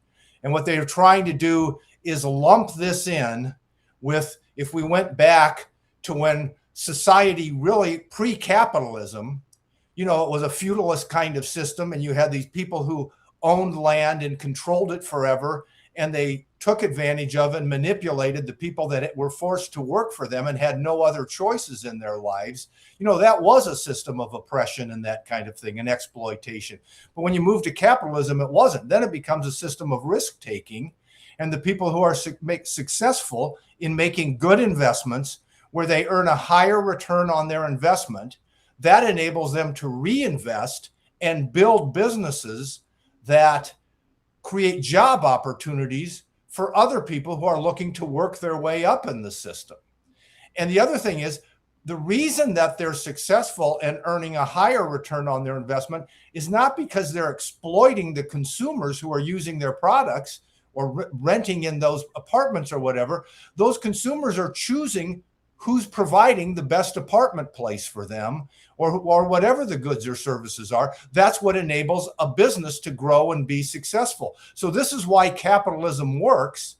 And it's why, as the last person that was talking was spot on, is saying, once you start interfering with all of this, and you say, what you're effectively saying is, instead of letting the system work the way it always has when we've let it work, we're going to have the political system step in to redirect how all the incentives and that kind of thing work. And that's when it all falls apart, which is why socialism has never worked and communism has never worked. So, it's just a symptom of what's going on in the Democratic Party right now. When do we see their political implosion? Because right now they're ascendant. Well, they certainly have a great deal of momentum. And what they have found is that, let's step back for a second. What we've had for the last 25 years is a status quo that hasn't worked anywhere near as well as the system has worked at previous points. We've been through other periods like this, but from the 80s through the 90s, the Reagan free market revolution that was continued in the Clinton years by Clinton with a healthy dose of fiscal responsibility as well, left us in a tremendous place at the end of the 1990s. We had had 2 decades of significant growth that was benefiting the entire system. There was great job growth that went along with that. our debt to GDP was something like 35% instead of pushing 100% today. The budgets were balanced and all those kinds of things. We went down the wrong path then. And where we started going down the wrong path was not because it was a failure. We tried too much capitalism. There's Gavin Newsom out there wagging his finger right now saying we've tried more capitalism and it doesn't work. J.D. Vance has made similar comments in some forums. That's not what happened that disrupted this healthy environment that we had.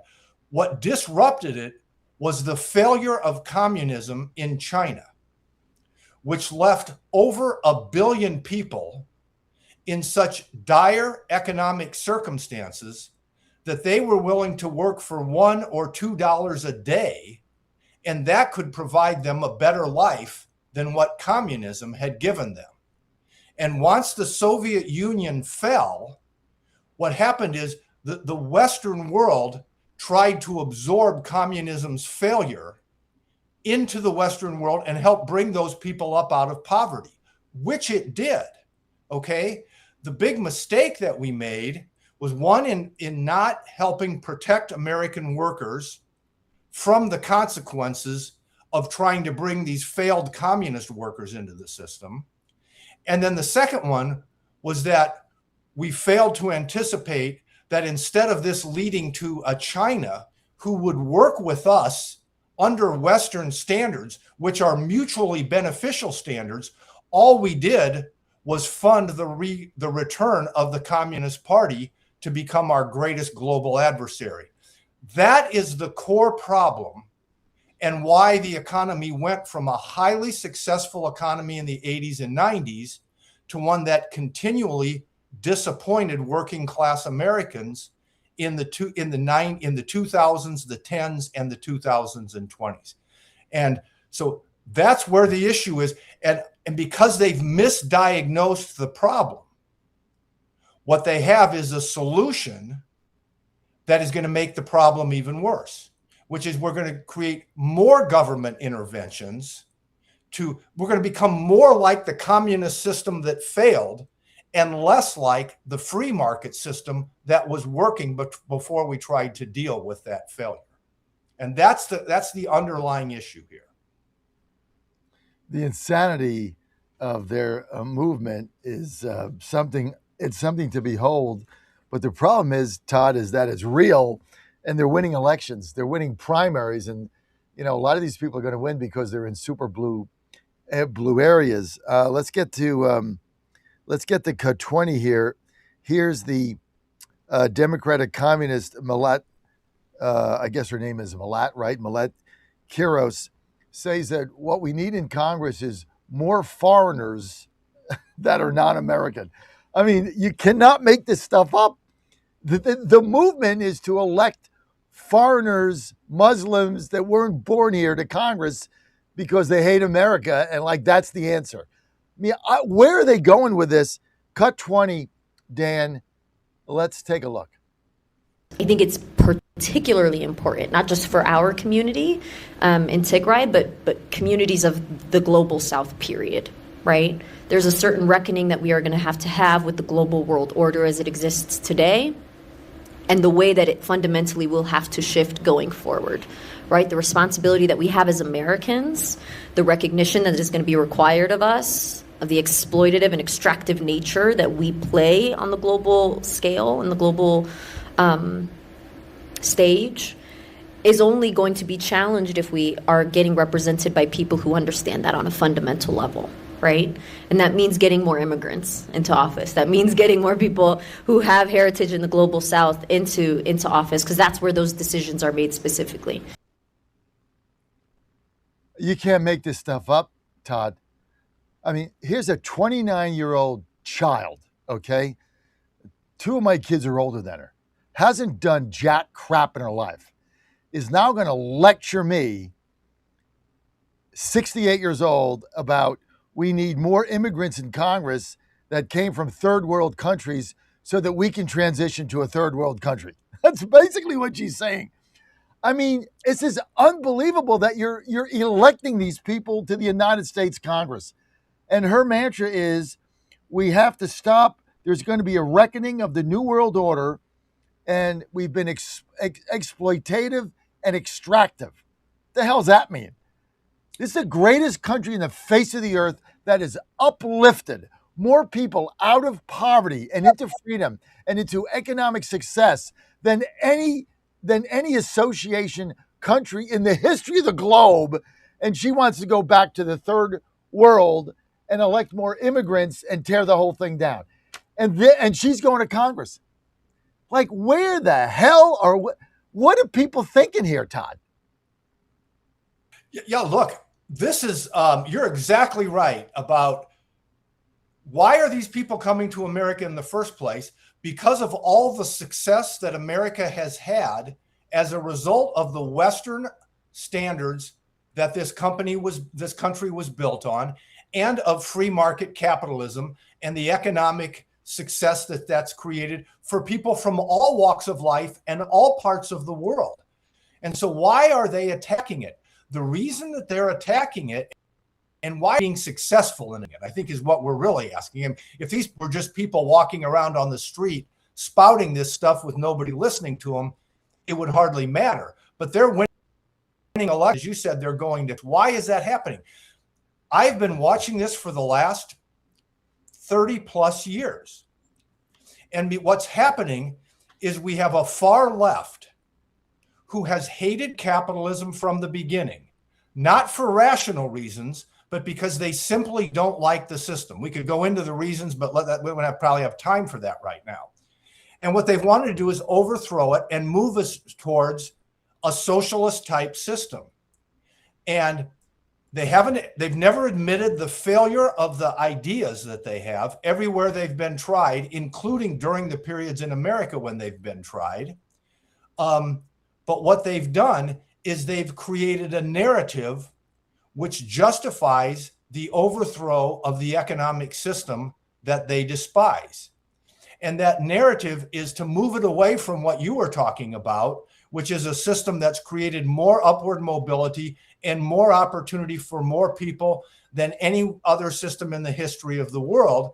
They're shifting that narrative into one of the only reason that there has been success, to the extent that there has, is it's all been built on the backs of exploitation and supremacy and repression.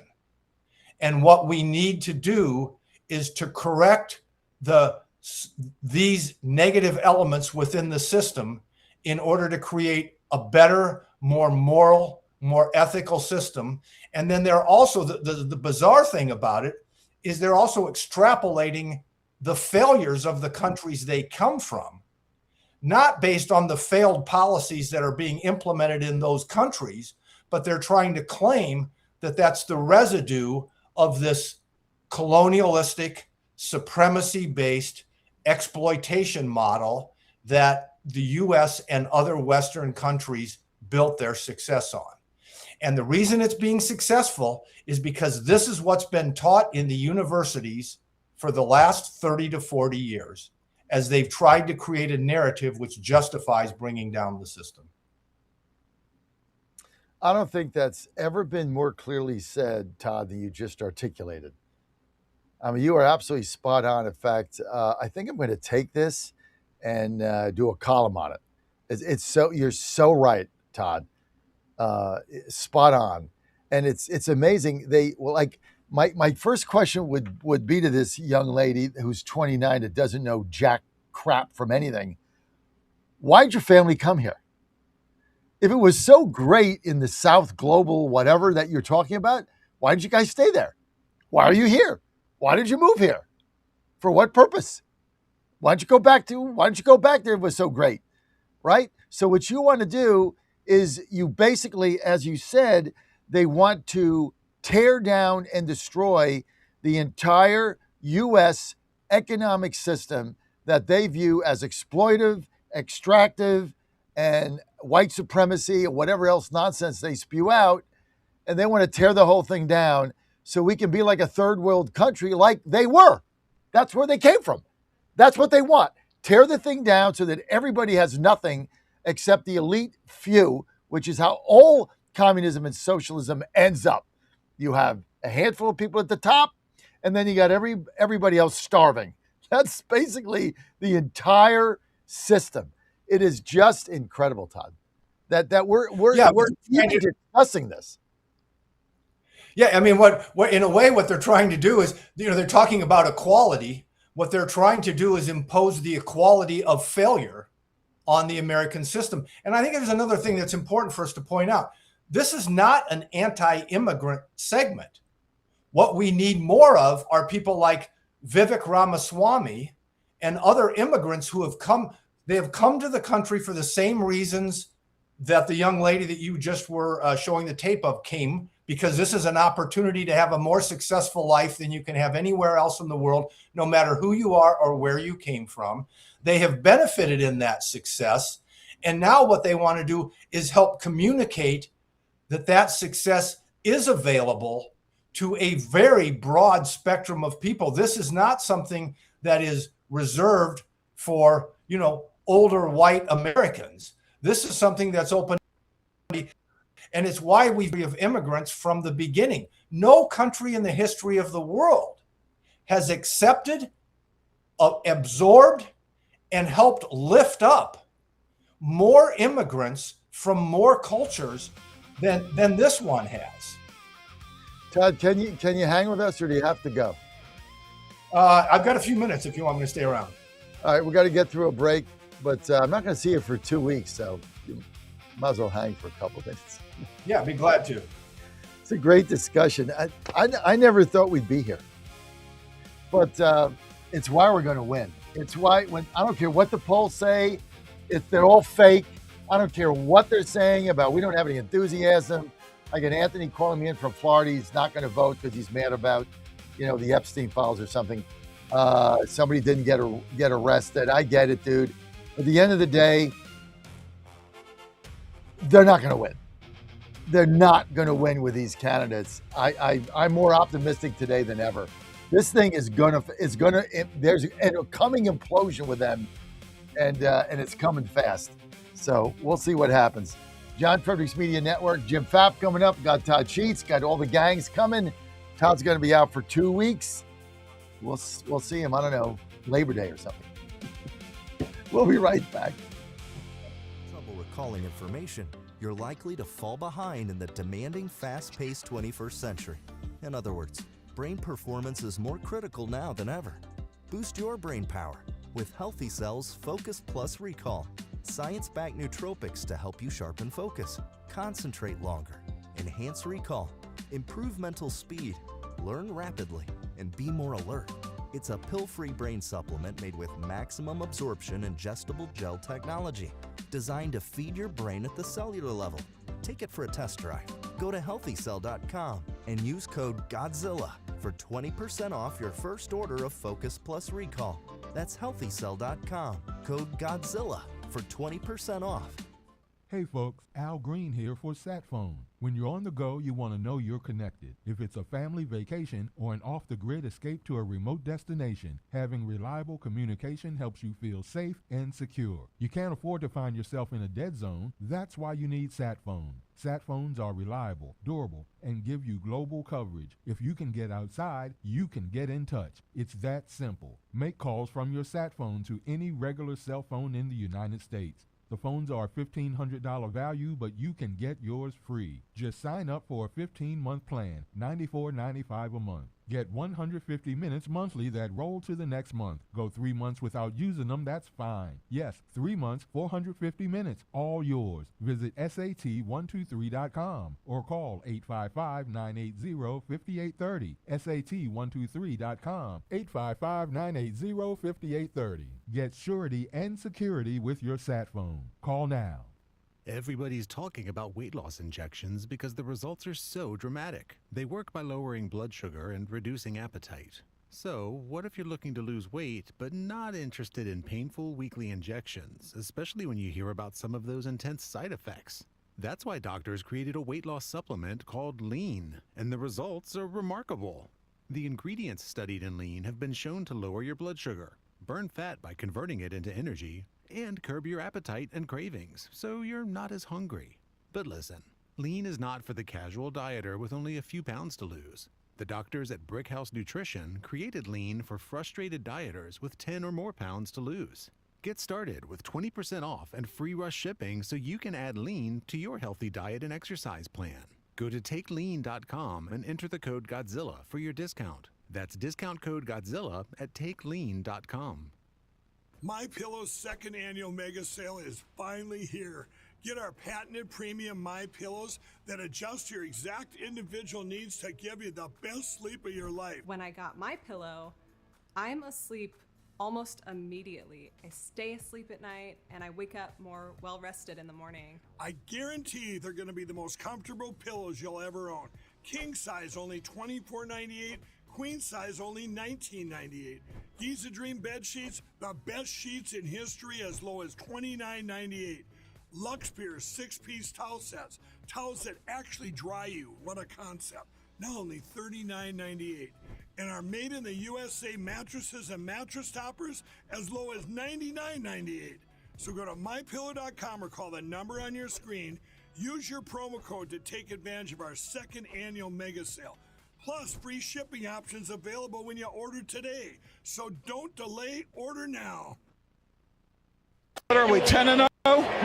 You are 10-0 for the first time in program history, Coach. Not bad. There's a lot of skeptics. There's a lot of doubters. I get it, right? Haven't beat a top 25 team. Nebraska's 25th in the coach poll. We beat their 56-7. How are we not right now seated for a home game? Yeah, it's pretty simple. I win. Google me. 126 years of Indiana football. Best season in Indiana history. Number 1 out of 126. We got our way of doing things, and, we kick ass and take names. We figured we'd just adopt SEC scheduling philosophy. Some people don't like it. I'm more focused in on those 9 conference games.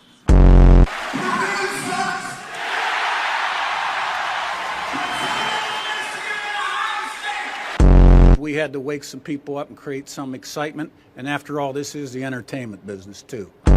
We don't just beat top 25 teams, we beat the shit out of them. Oh. I know you guys have been waiting for me to say something crazy. That wasn't quite crazy. Don't touch that dial. You've found your home of the truth. Do you solemnly swear to tell the truth, whole truth, and nothing but the truth? With the best analysis in America. You can't handle the truth. And now back to the John Fredericks Show. All right, good to have you back. We got Jim Pfaff. He's coming up, Conservative Caucus. We've got Todd Sheets is going to be with us, hanging out for a little bit more. Plus, we got phone calls coming up. We're going to get everybody involved. Great to have you with us. You're on the John Fredericks Media Network, and I am your Godzilla of the truth in America. Truth and clarity right here. I tell you what's broken about our federal supervision system. Federal probation officers, they're managing over 100 cases each. I'm sorry, it's just too many. This is about 2 times what they can handle and what is recommended to be manageable. Now, people are slipping through the cracks, and that makes all of us less safe. So if you're interested in safety, the Safer Supervision Act fixes this, period.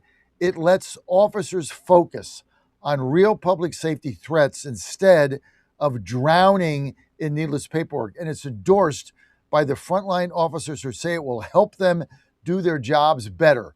MAGA supports it 95%. 96% of Trump voters say public safety has to come first. This bill delivers that.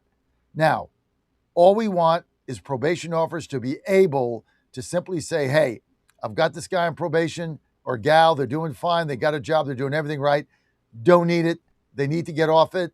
Waste of our time. Bad for them. They're assimilating back in society. Recommends it to the judge. Judge looks it over. Judge signs it. Boom, done. 2 pairs of eyes on it. This is getting through Congress now. Visit safersupervision.com and tell your congressman, tell your senator to get it done. Visit safersupervision.com. This is a critical bill. I've been for it in the states. I'm for it federally. It's the right thing to do. It's common sense. This message paid for by the Reform Action Fund. Okay, we've got, let's bring in Jim Pfaff. Thank you, Jim, for being with us. We got Todd Sheets with us. So we're going to get 2 bucks here. Let's get to a couple callers that have been on hold a while. Let's get to Rob in New York. Rob, you're live. Go. You're on with John and Jim and Todd. Good morning, all. And John, I really appreciate these segments, especially with Todd, because you learn a lot. You get a lot of education when you get into some of the economics and the history. And look, part of me is sympathetic with what two of your earlier callers, Dave and Anthony, said. And I used to, sing that same song just like they did, but it doesn't get you anywhere. Right. We have to turn around and actually do something. There's an opportunity to fight. I get it. There are some Republicans that, I use your line all the time. They're point shavers. They just don't want to win. And until we're able to replace them, we have to, play with the hand we're dealt. And I do agree with some things that you said, especially when you play like that crazy DSA guy. I mean, claiming it's unconstitutional to earn a 12% return. I mean, this is insanity. I can't see middle America looking at this and saying, wait a minute, we want to vote for people that are going to limit how much other people can make because that will make our situation better. How is that going to put one more dollar in your pocket? It's not. And this is why I look forward to your show every morning. I look forward to guests like Todd and Jim, and you got some other great guys that are on, because very few people are covering this. I don't watch Fox News anymore. Well, I don't have cable anymore, but I don't even watch the clips because it's the same old droning on and on and on. And come up with something original. Explain something to us.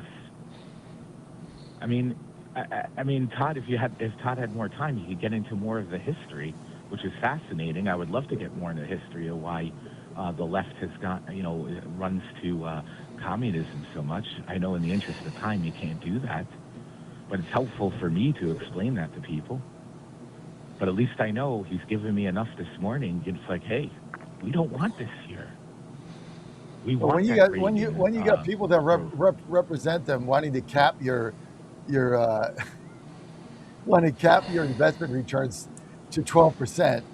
It's mind-boggling. Let's get Faf involved here. Jim Faf, are you in Indiana, Jim, today, or DC? Nope. But be heading to Indiana for August. But no, I'm in DC today. All right. So Jim Pfaff, the president of the Conservative Caucus, with Todd and I talking a little bit earlier. You heard Rob from New York. This communist movement that is sweeping through the Democratic Party, and some of the crazy things now that they're saying. I mean, we just had one lady on, Marat something, I guess from Denver, 29 years old, doesn't know jack, basically saying that we need more immigrants elected to Congress that represent third world countries because America has been exploitive and extractive, and it's a white supremacy country. I mean, it's crazy. They want to go back to the countries they got out of. You can't make this stuff up, Jim. Where are we going with this? Well, just and a little bit more history. All what these people in the DSA are saying is substantively what most Democrats really do think and just have been more political about for a long time now. You've heard me say many times that the Democrat Party does want to overthrow the American Republic. That has been their design. And there are varying degrees of the evil behind it, but it's all evil because they want political power. And ultimately, communism and socialism are ideologies of power because they can only be brought about through power, and they can only remain enforced by power. But even worse, to the point earlier, talking about it's unconstitutional for people to make 15% on what. How stupid, because all that this entire ideology would do is replace one seeming elite, which really isn't an elite. Todd can tell you this. The numbers are the wealthy in this country, they churn at very high rates. Europe did not churn wealthy people maybe until the 20th century, there was probably a greater churn. But even through mid 20th century, all their wealth was in people from whom it couldn't be extracted, who had particular benefits that were given to them by the government. In the United States, we've never had that. I mean, we've got some corporatism laws that we need to change, I think, but it's nowhere near the scale of what Europe developed. That's one of the unique things about the United States. You can get wealthy one year and not be quite so wealthy the next after 5 years after that. But the beauty of that is that what people who go through that churn do is they create jobs, they start new ideas, they expand what they're already doing. They have up and down years, but they stick with it, which builds continuity into our economy. There's nothing in the Democrat socialists, and they aren't socialists, but I'll just use the term, the Democrat socialist / communists. There's nothing in their ideology that would either provide the kind of break from rank poverty that Milton Friedman always made very clear. The only thing that ever got us out of any rank poverty in this world is free markets. And his very famous 2-minute video with Phil Donahue, for those who are old enough, the old Phil Donahue show preceded Oprah and all those and The View. And he was a guy of the left, but he was a really good, he loved Milton Friedman. Milton Friedman has this discussion for 2 minutes on greed, which I'll put up on my thing again. People should watch this, because where does greed come from? Who mitigates greed? Who generates greed? And what's the real end effect of greed? I have said and made this argument, I think Todd will agree with this argument, that if you are the greediest bastard in the world and want to become a billionaire, you have to follow the golden rule to get there in a free market economy.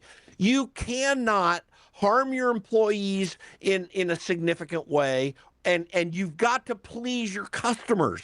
I mean, every step that you take, and of course, that's not a perfect, a perfect methodology that no one ever gets hurt, but far less people get hurt in free market economies than they do in others, because those who build in a free market economy must give thought to others.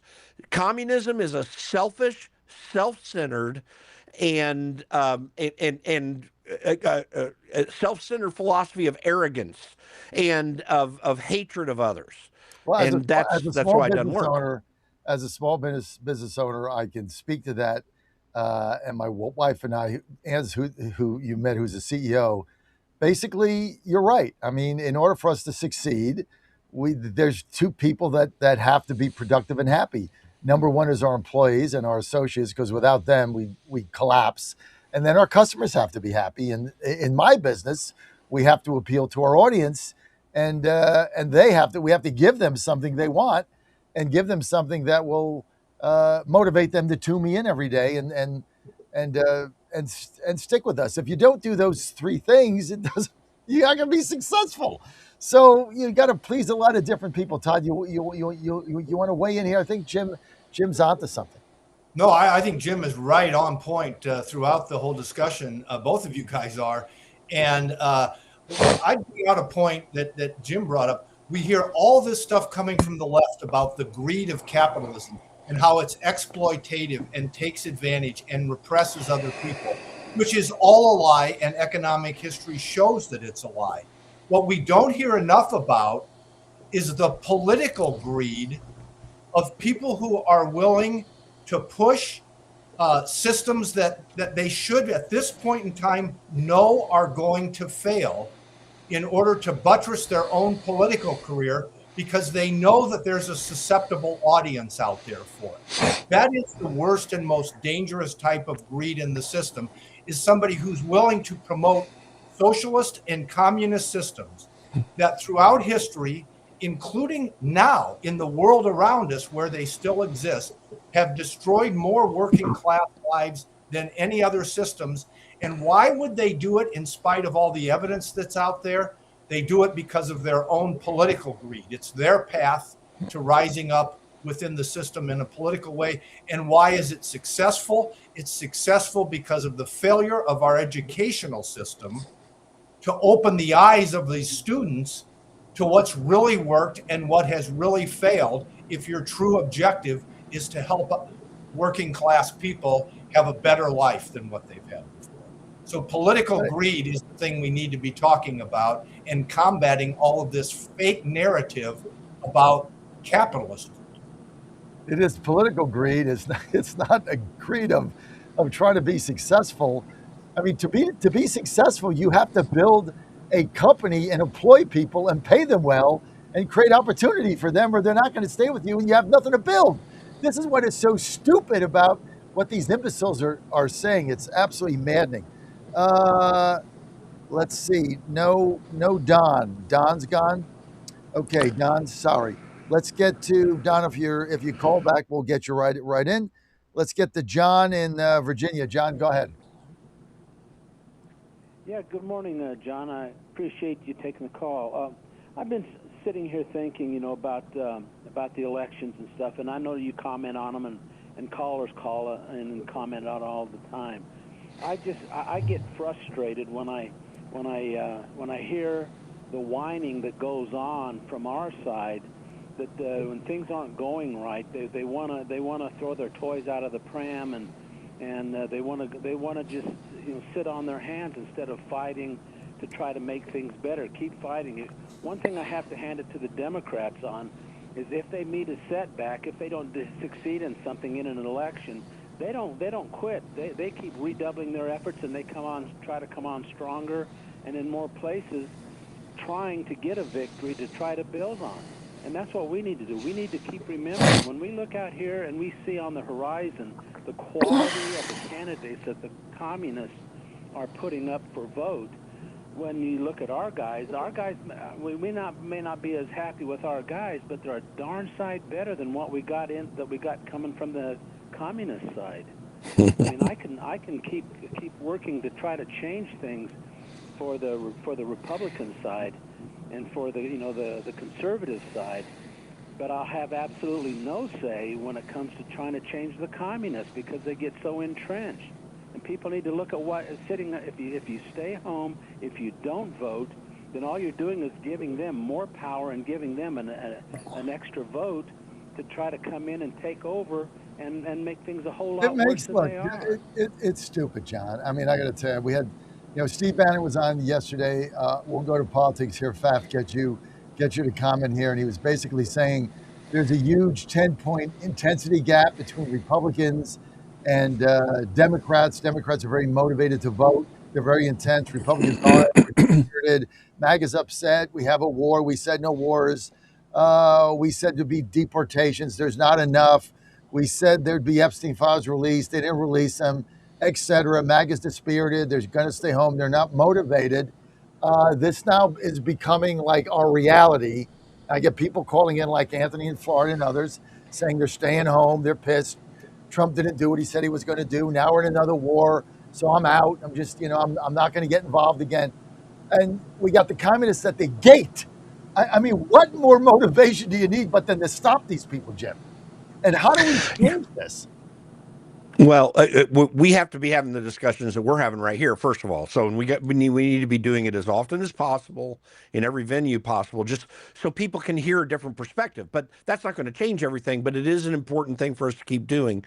The thing that does change is that we have to make sure that, and our organization is thinking through this as well during this election cycle, where we're targeting a lot of different races. We got a couple races, congressional races in Virginia we want to look at. Actually, I was talking to some folks on the state level on the phone, about this abortion issue and the marriage issue that's coming up.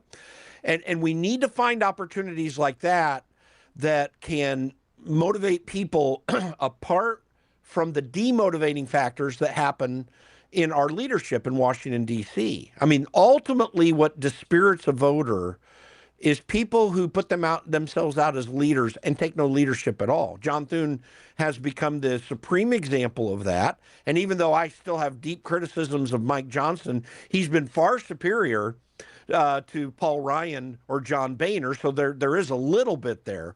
But we've got to, in the long run, change those. In the short run, we need to do a better job at grassroots politics and also target the people who do care to encourage them. So you've got to have someone on the ground that helps encourage them to talk to other people.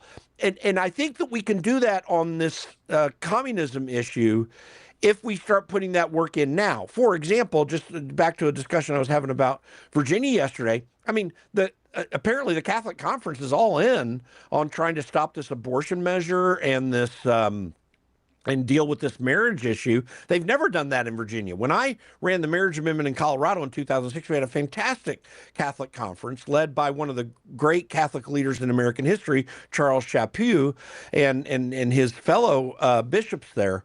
There are issues like this that we can help people motivate. So it takes work on the ground. You can't just buy TV ads.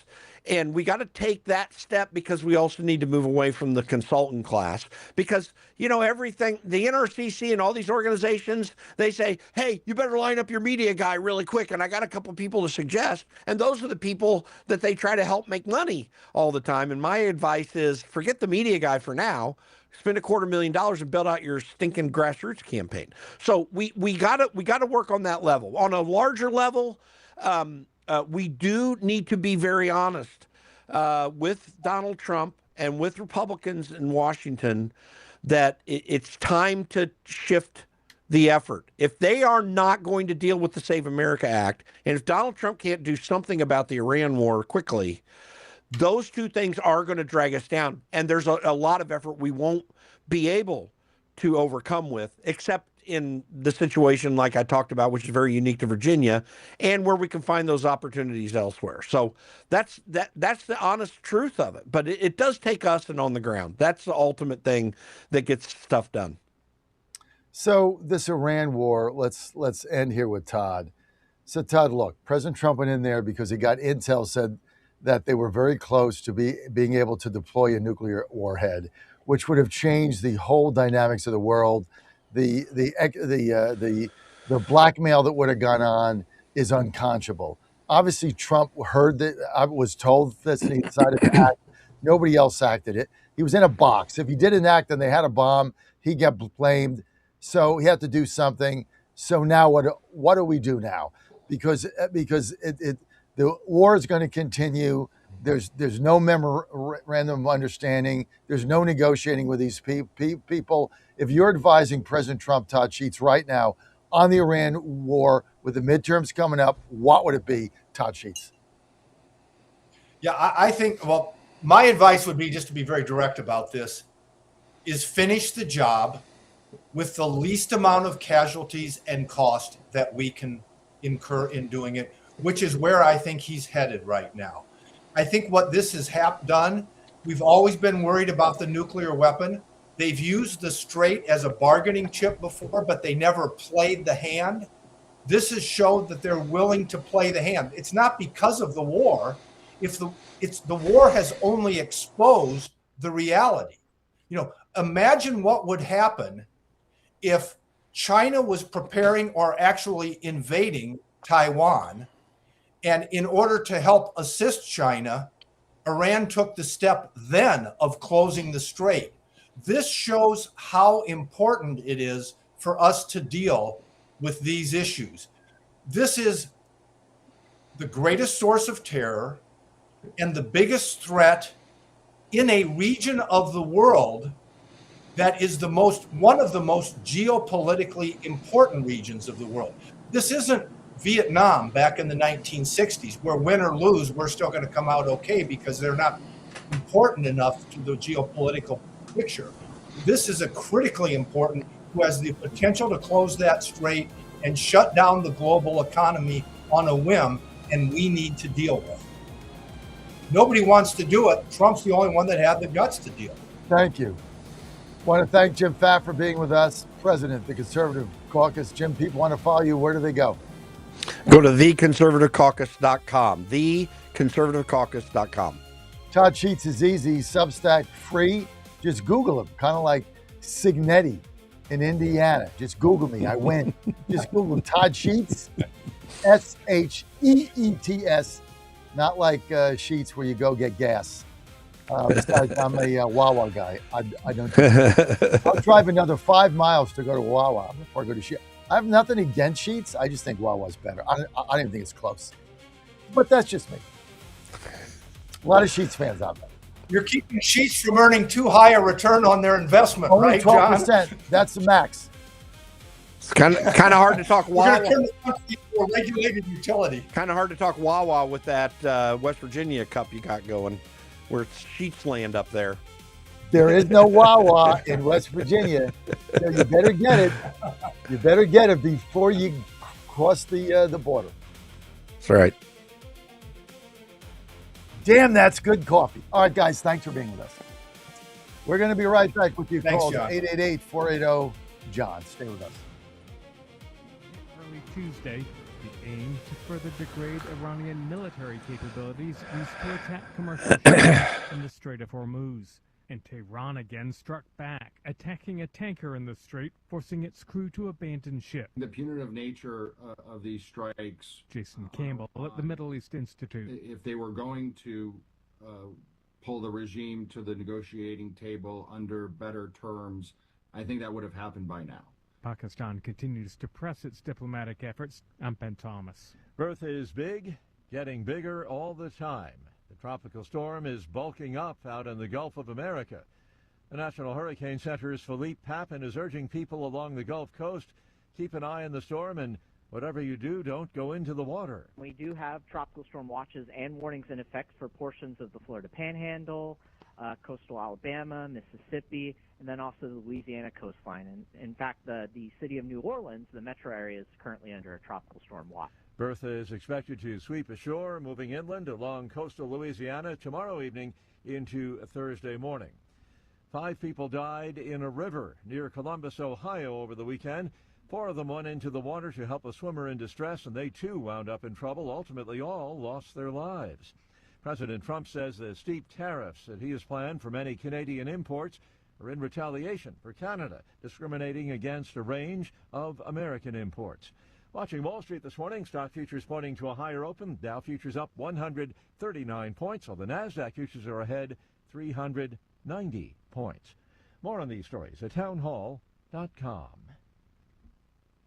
The following is a real-life story from Trinity Debt Management. When I was feeling the stress of too much credit card debt, I looked at 2 different options, debt settlement and debt management. They may sound the same, but guess what? They're not. Debt settlement seemed like a quick fix, but I found out it would destroy my credit, create tax headaches, and hit me with huge fees. They actually told me to stop paying my bills. No way, not me.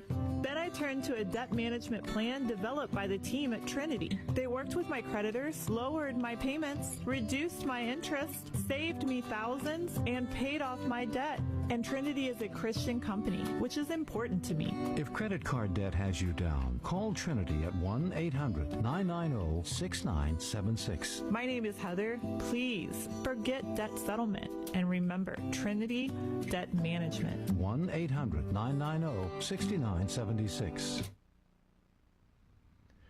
Things turned ugly in Delhi, India. Thousands of protesters demanding education reform started to march toward Parliament when authorities moved in and forcibly broke it up. There has been no word from the government about what they are planning to do, how they're planning to respond. For over a month since these protests were there in Delhi, there was no attempt at engaging the protesters at all. But yesterday, under pressure, we saw a senior minister of the Prime Minister Narendra Modi government finally meet 2 representatives of the movement which is protesting. But there were no assurances. The minister simply urged them to ensure that there is normalcy, but gave no assurances about their demands. That aside, what we saw yesterday was unprecedented in terms of sheer numbers of people who had gathered there to protest. It was the most public display of dissent against Prime Minister Narendra Modi. The BBC's Arunadeh Mukherjee.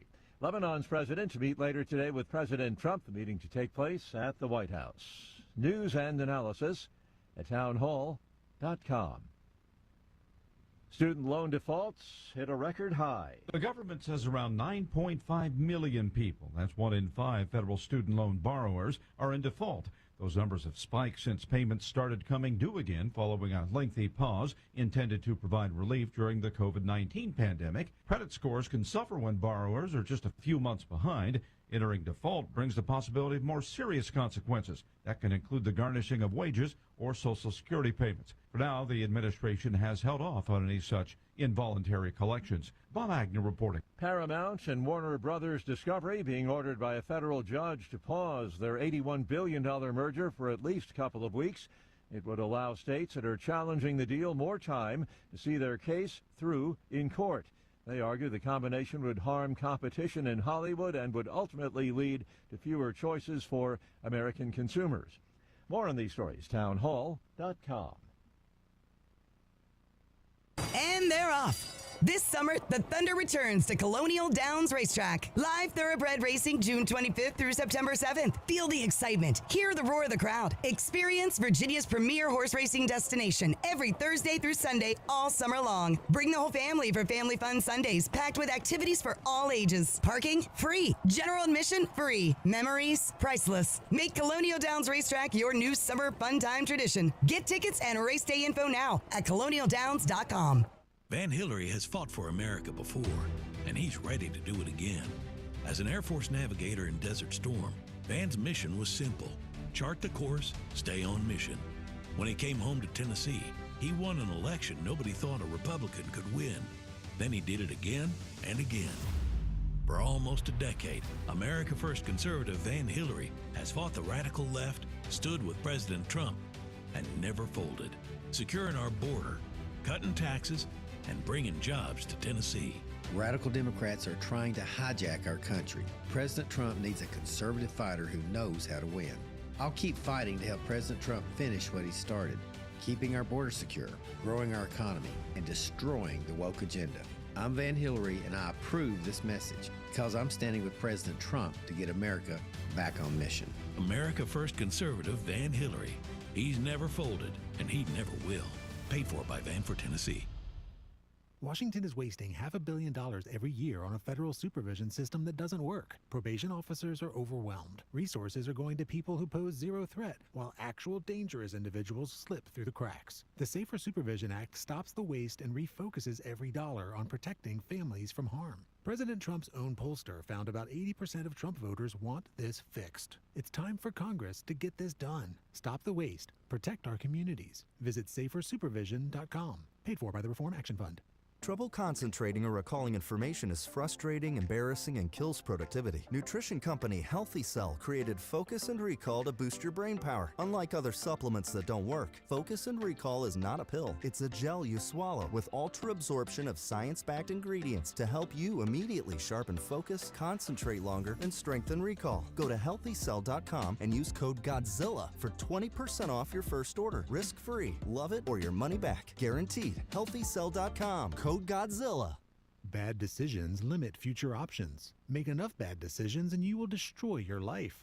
Listen to The Flatline with your host, Rick Hughes, every Sunday morning on the John Fredericks Radio Network. The Flatline describes a main line of resistance in your soul, built on God's Word. Join us every Sunday morning for 30 minutes of inspiration, motivation, and education, all without manipulation. That's The Flatline with Rick Hughes, heard here every Sunday at 8:30 a.m. on the John Fredericks Radio Network. This is Crom Carmichael, CEO of Soul Tea. We got a wonderful email from one of our customers up east named Joe, and here's what he had to say. I started taking Soul Tea almost out of desperation with little hope because I was resigned to the futility that although I was up to taking 2 statins a day, high cholesterol was something I just had to learn to live with. In fact, when I turned 60, after taking a stress cardio test, my doctor called me on a Saturday, which of course is never a good sign, and told me that I was clogged more than 95% of the people my age. I had an angioplasty and a stent procedure done at that time. Today, my stubborn triglycerides are only 1/3 of what they had been before starting taking Soul Tea. My prescription statin dosage has shrunk from 60 milligrams to only 10 milligrams a day. My primary care doctor that I have had for many years still can't believe the results, and neither can I. Thank you, Soul Tea, for providing such a wonderful product. And folks, I want to invite you to take care of your heart also by going to GodzillaHeart.com. That's GodzillaHeart.com. Use the code Godzilla at checkout, and you'll get a 50% discount on your initial shipment. Thanks so much. You hear a lot about weight loss injections because the results are dramatic, but injections aren't for everyone. So doctors created a new generation weight loss supplement. This is non-prescription lean, and the science behind it is impressive.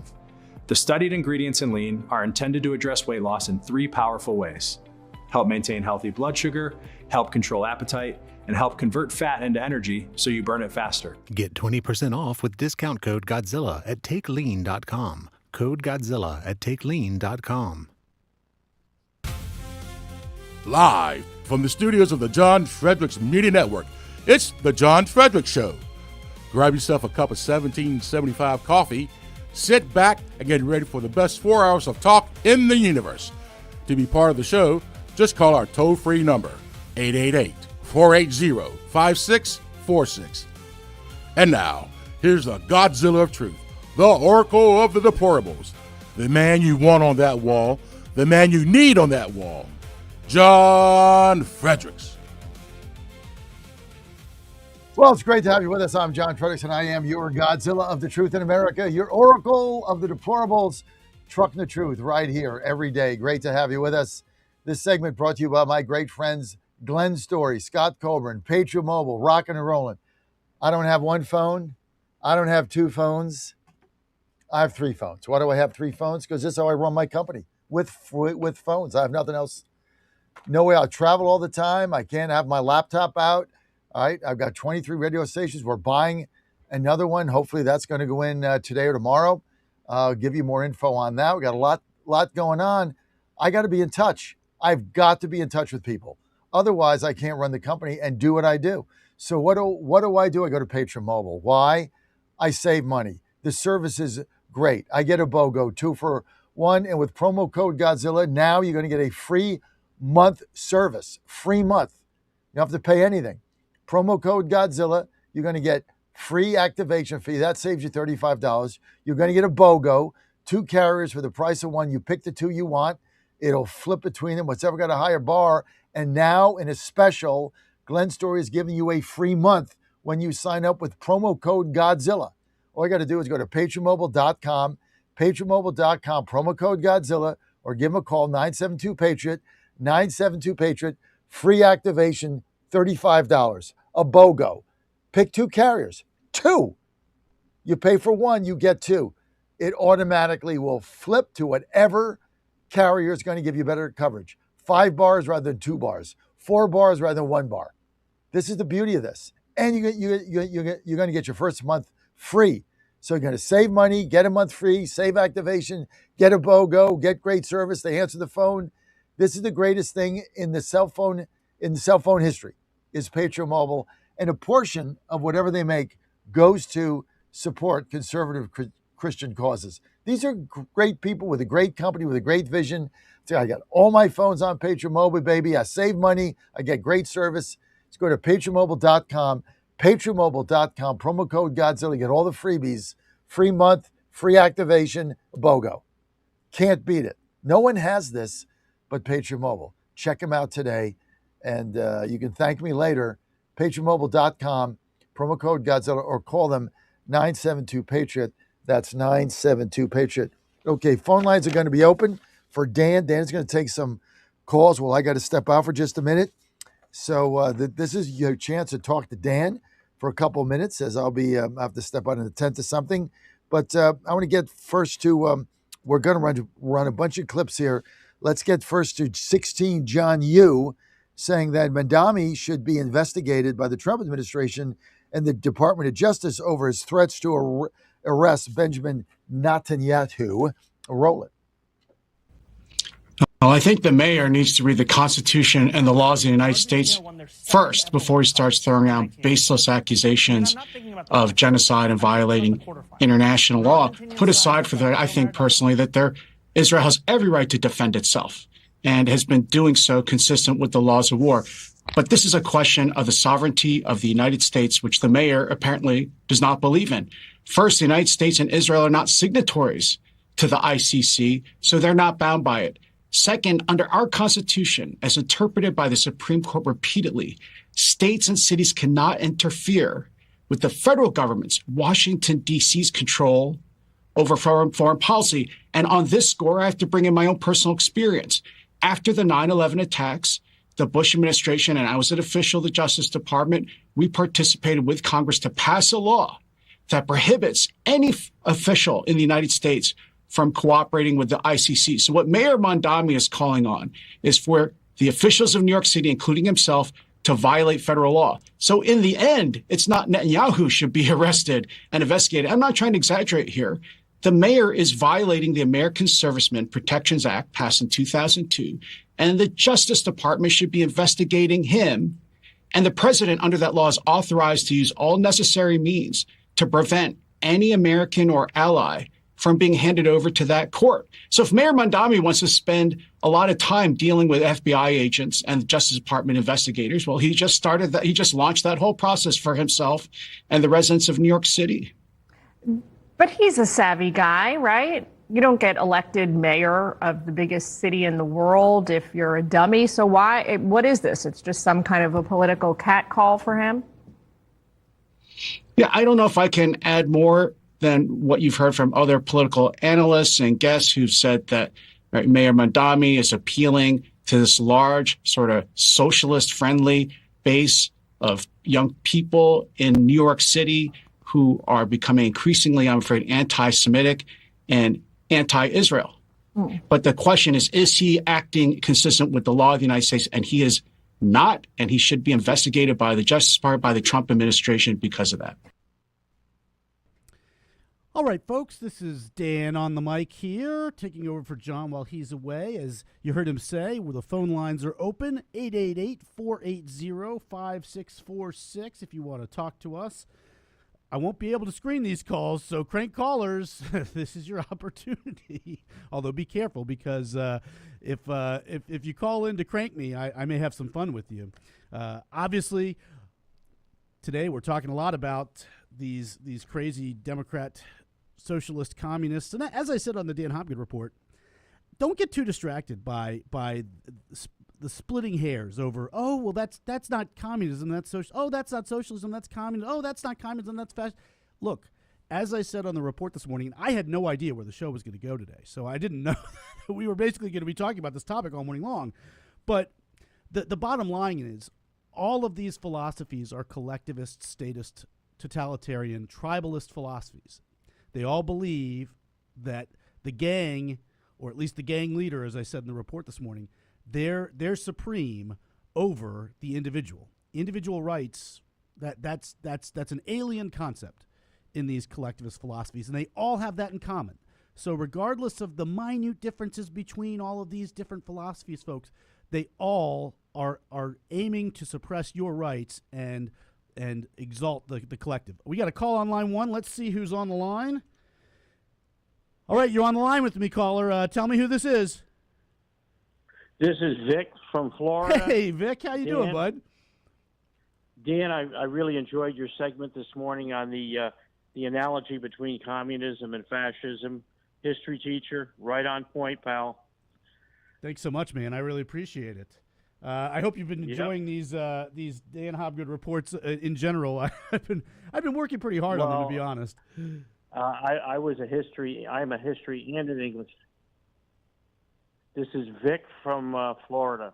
Yeah. Well, Vic, what else is on your mind this morning when you hear what we've heard Mamdani say about wanting to arrest Bibi Netanyahu? I don't think that he has any power to do that.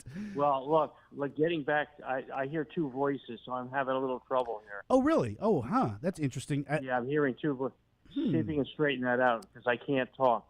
Interesting. Hold on. Let's see here. Let me see if I can do this. Is that any better? I don't know if you can tell me. Vic, are you there? Have we lost you? You still hear two voices. I don't. Okay, I don't know. Yeah, I don't know why that would be. Let's see here. Let me see if I do this. If this.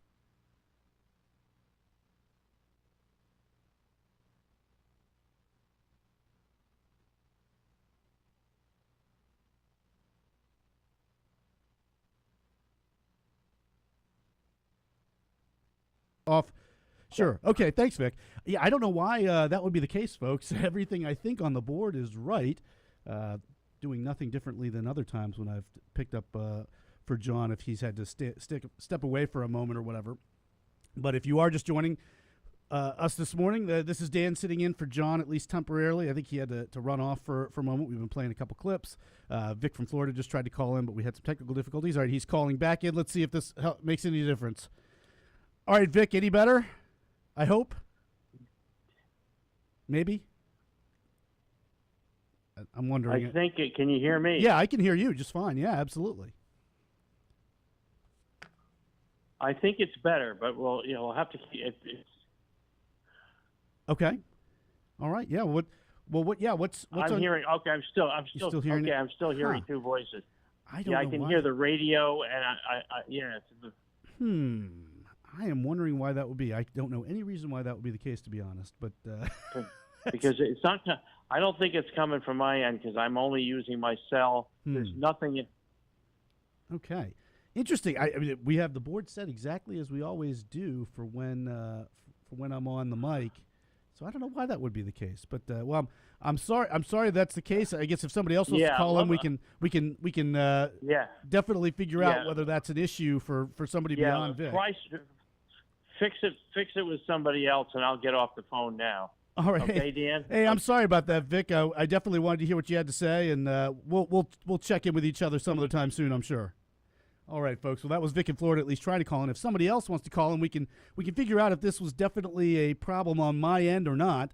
I think if it's a pattern involving multiple callers from different locations, I think then the problem is definitely with me, and I'm not sure why that would be. But this is Tuesday, July 21st, 2026.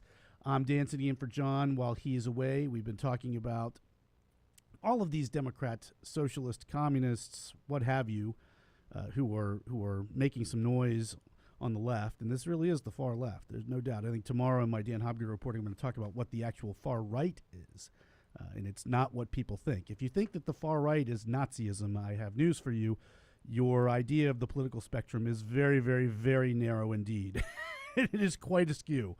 But in the meantime, let me see if we can find another clip while we wait for another call. I know that John wanted me to try to run through some of these clips. Take a look at a few of these, see the ones that we haven't played yet. Where shall we go with this? This was Pete Hegseth talking about Iran yesterday in D.C. I'll play this and see what he has to say about things. But if I may. Sure, yeah. I didn't get a chance. I didn't see a question in the statement from the congressman. I hope you appreciate how reckless it is. When I said reckless, feckless, and defeatist of congressional Democrats at the beginning, that came after watching you say the same thing on CNN this morning, a quagmire. My generation served in a quagmire in Iraq and Afghanistan, years and years of nebulous missions and utopian nation building that led us to nothing.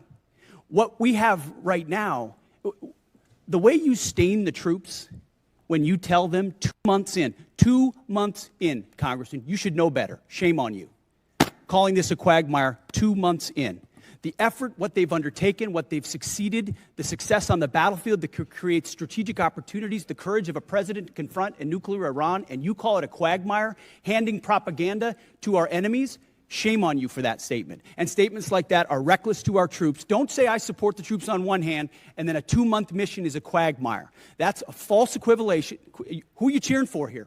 Who are you pulling for? Our troops are doing incredible work. They've done incredible things for the entirety of this mission and achieved incredible battlefield successes. And you sit there and go on TV for your clickbait about quagmires. It undermines the mission. Your hatred for President Trump blinds you to the truth of the success of this mission and the historic stakes that the president is addressing, which the American people support. Iran's been at war with us for 47 years. You want to talk about a forever war? For 2 months, this president has stared them down. He's going to get a better deal than anyone ever has and ensure that Iran never has a nuclear weapon. I know the American people support that mission, despite your loose talk and words like quagmire. All right, folks, that was Pete Hegseth. And while Pete's clip was running, I was looking at the chat.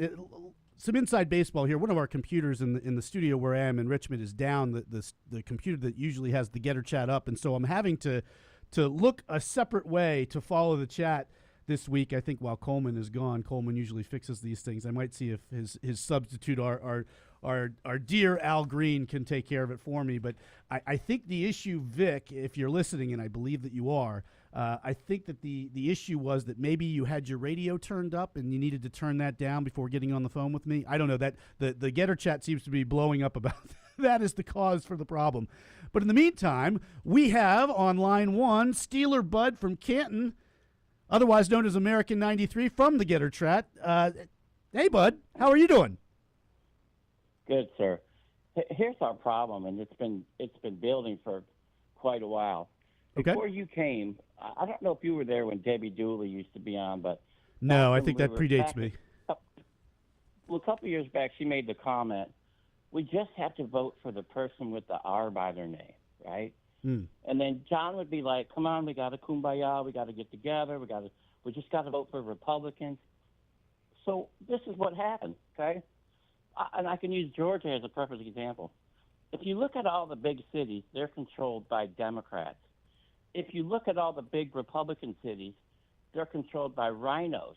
I remember being a delegate, which I don't do anymore, because the big counties are the ones that control the delegates. And the big counties are the ones that put up the rhinos. So I'll use Brian Kemp as a perfect example. When Brian Kemp ran the second time, I didn't want to vote for him, but we didn't have a choice. Why? Because the Democrat is so much worse. Right. Right? And we're in this cycle of rhinos. So what happens? They get in state level, then we have to vote for them for the Senate and Congress, and look what's happening. You got the John Thunes, you got these other people, and I don't know how to get out of it because really our party is separated into 4 different groups. You know, you got the rhinos, you got the sheep that follow the rhinos, you got the independents trying to figure out what's really going on, and then you got people like us who know what's going on. Mm-hmm. And that's the big problem. And then you put on top of that all the Singham network and the Chinese propaganda. Data centers is a perfect example. We need data centers for quantum AI. But the normal people don't understand that. All they see is, oh, well, we're losing our farmland. They're polluting this, they're polluting that. They're pulling all this power off the grid. So they put this propaganda out there that like yesterday, I'm sorry, but some of your people there in Pennsylvania yesterday, they had no clue about data centers and how they work. He would have Joe Von Pulitzer come on there. He would have him explain to you exactly what's going on. And it's funny because he couldn't use any of his 3 phones without the technology in there that he created. The guy is brilliant. He's an expert on water. He's an expert on these things. He's an expert in many things. You got to have people on there that know what they're talking about. And that would really help out a lot. But we've screwed ourselves. Republicans have screwed themselves because we're forced to keep voting for people who we don't really want. But yet, you know, we got to vote for the R guy because if we don't, look what's going to happen. And unfortunately, they screwed us all. Right. Well, I'm probably teasing this much too soon, but I have a forthcoming Dan Hobgood report in maybe a week or two that I'm going to talk about this a little bit. Maybe even 2 or 3 reports. I don't know. But yeah, I think that there's an ultimate solution to that problem, and I think it starts with having the right ideas and having the right nomenclature. You know, these Dems who are turning the party into, by name, you know, socialist communist party. I'm quite candidly, I wonder if we couldn't come up with a better name for what we are, and maybe if we have a name that's more substantially in line with what we want to achieve philosophically, we would have representatives who better fit that philosophy. That's the words Democrat, the words Republican, that they're kind of big tent, and I don't think that they really mean what we want them to mean or what we should want them to mean. But that's, you know, again, I won't get too far down that rabbit hole this morning. But thanks so much for your call, Bud, and I'm sure we'll catch up on the Getter chat soon. I want to get to Vic in Florida, who I think is back on the line. Vic, you with us? Yes, I am, Dan. Am I speaking to you or am I speaking to John? Or You're both of speaking. you? You're speaking to me for right now. I think John needed to tend to some affairs, and so he asked me to take over for the rest of this half hour. Sure. But yeah, what's on your mind, Vic? Sure. Well, this morning John started the show by talking about this guy out in Michigan who's running for the United States Senate, Abdul El Sayed. Yeah, and what a the character guy's he a real is. piece. It's frightening. He's frightening, and he's a real piece of work. And I don't want to be claimed to be an expert on. Now you know anything. who's just endorsed him, right? You know who just endorsed him, right?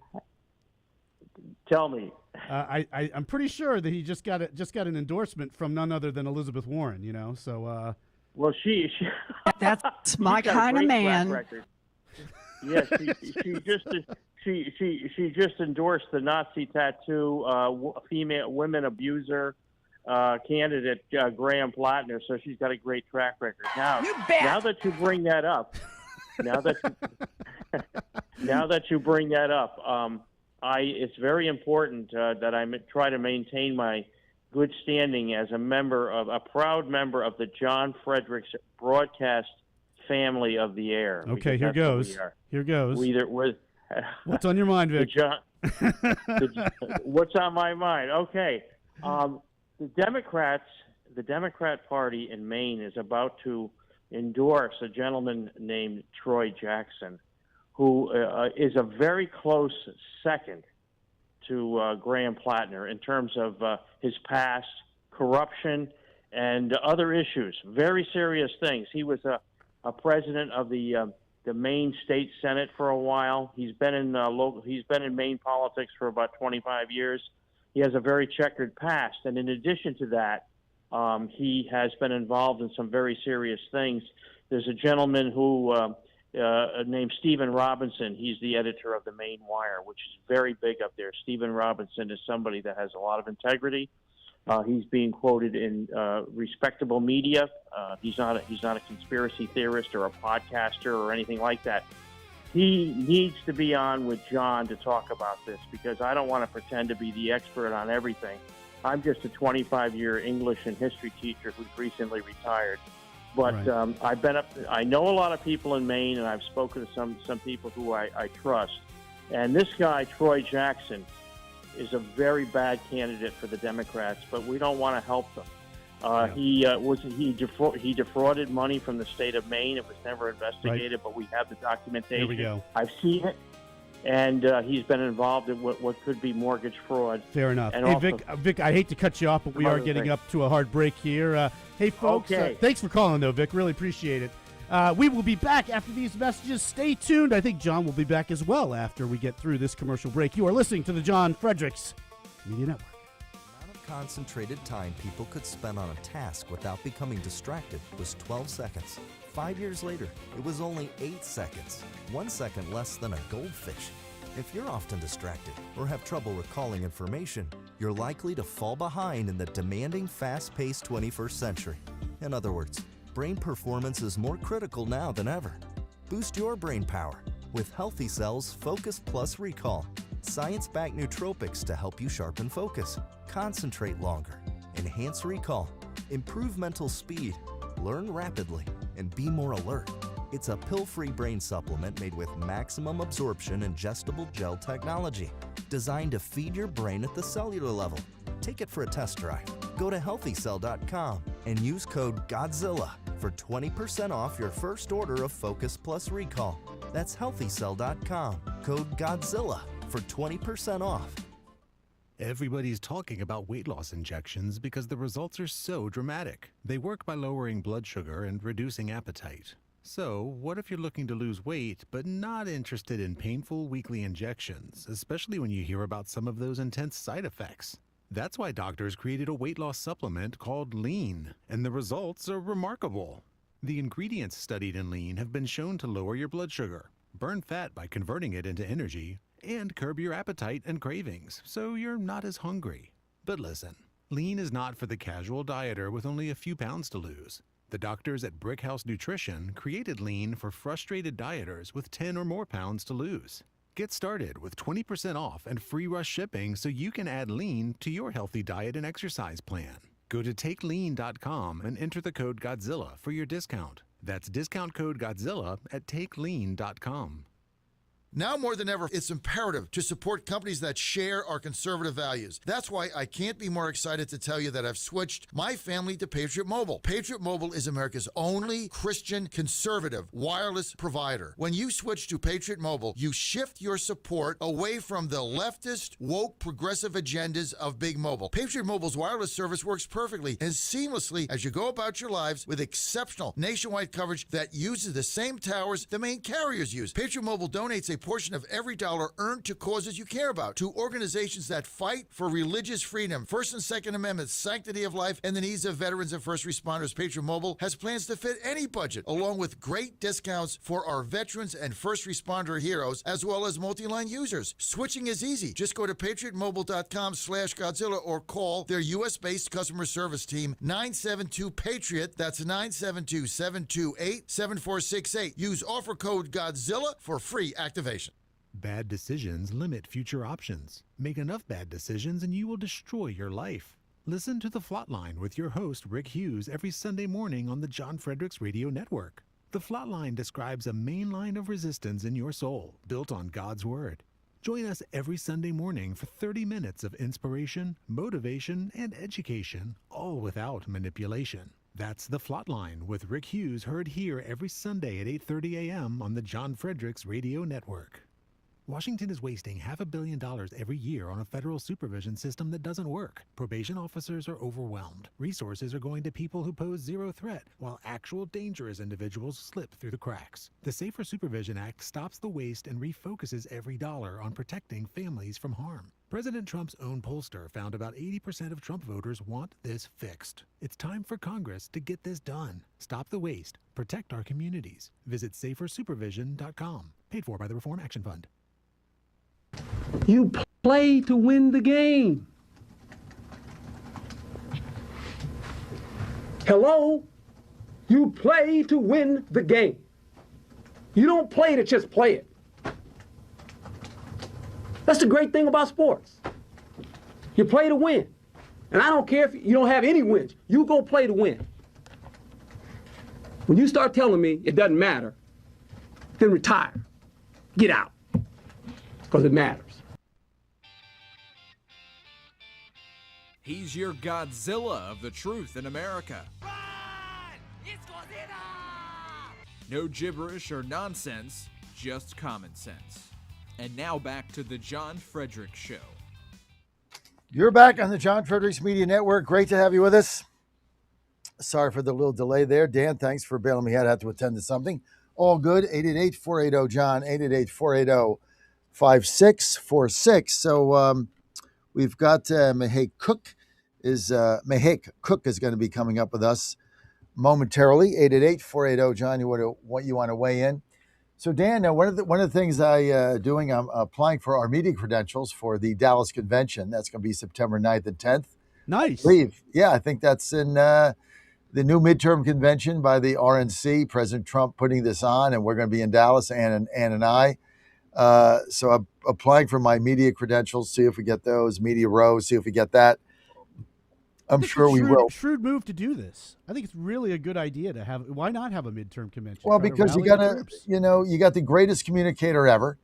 Yep. And President Trump, and why not showcase him? Of course, none of the major networks will bother to run it, but it won't matter because we got social media and everything else. So we went around them when they wouldn't run them during the speech, and nobody cares. They're irrelevant, but of course they're going to want media credentials there so they can, see if they can do a gotcha segment or whatever it is these imbeciles do. So we'll see what happens there. But what's interesting is, like, I'm elected official in the Washington Republican Party, the DC GOP. I'm one of only two elected officials here in my ward, and I take this position seriously. I got 95% of the vote. As you know, Dan, we ran a campaign. I raised money, crushed the opposition, and we're doing a good job here. And so each district is awarded, seats, delegates or alternates or guests. Well, my chairman, Patrick Mara, who has thrown me out of the party, even though Ann and I requested delegate seats, alternate seats, or just guest seats, wouldn't allow any of us to go as part of the Washington D.C. delegation. So even though I put on events, we've done a super job, we've raised money for them. Even though we've done all this, because he doesn't like us and threw us out of the party, and then we crushed him.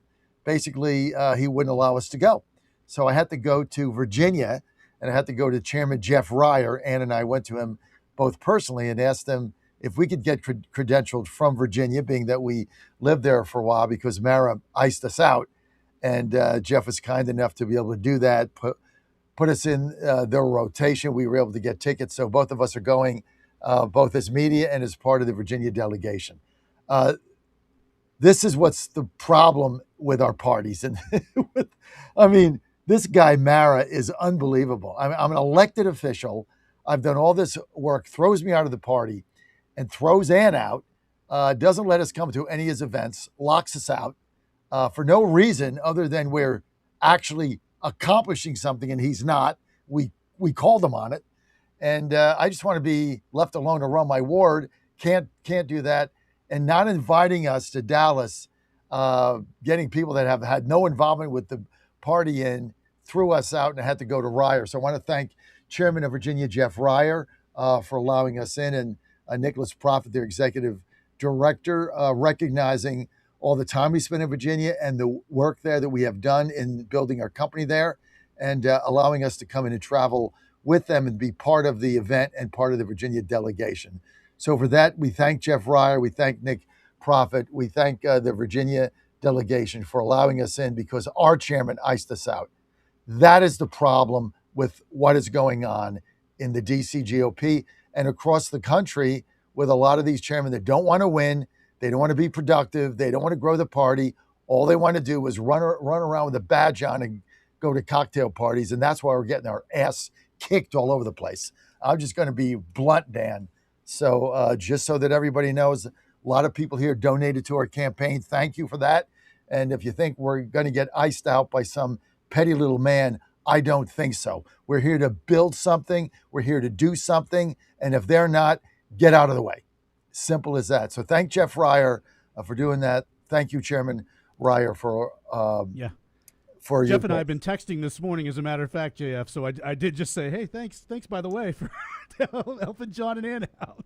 So, but yeah, he's a good dude. I like Jeff listen, a lot. I mean, at the end of the day, Jeff, and I've got odds with people all over the place. I have a lot of enemies. I get that. You can't be on the radio 15 years and endorsing candidates and working for some and not others where you're not going to make enemies. It's just simple.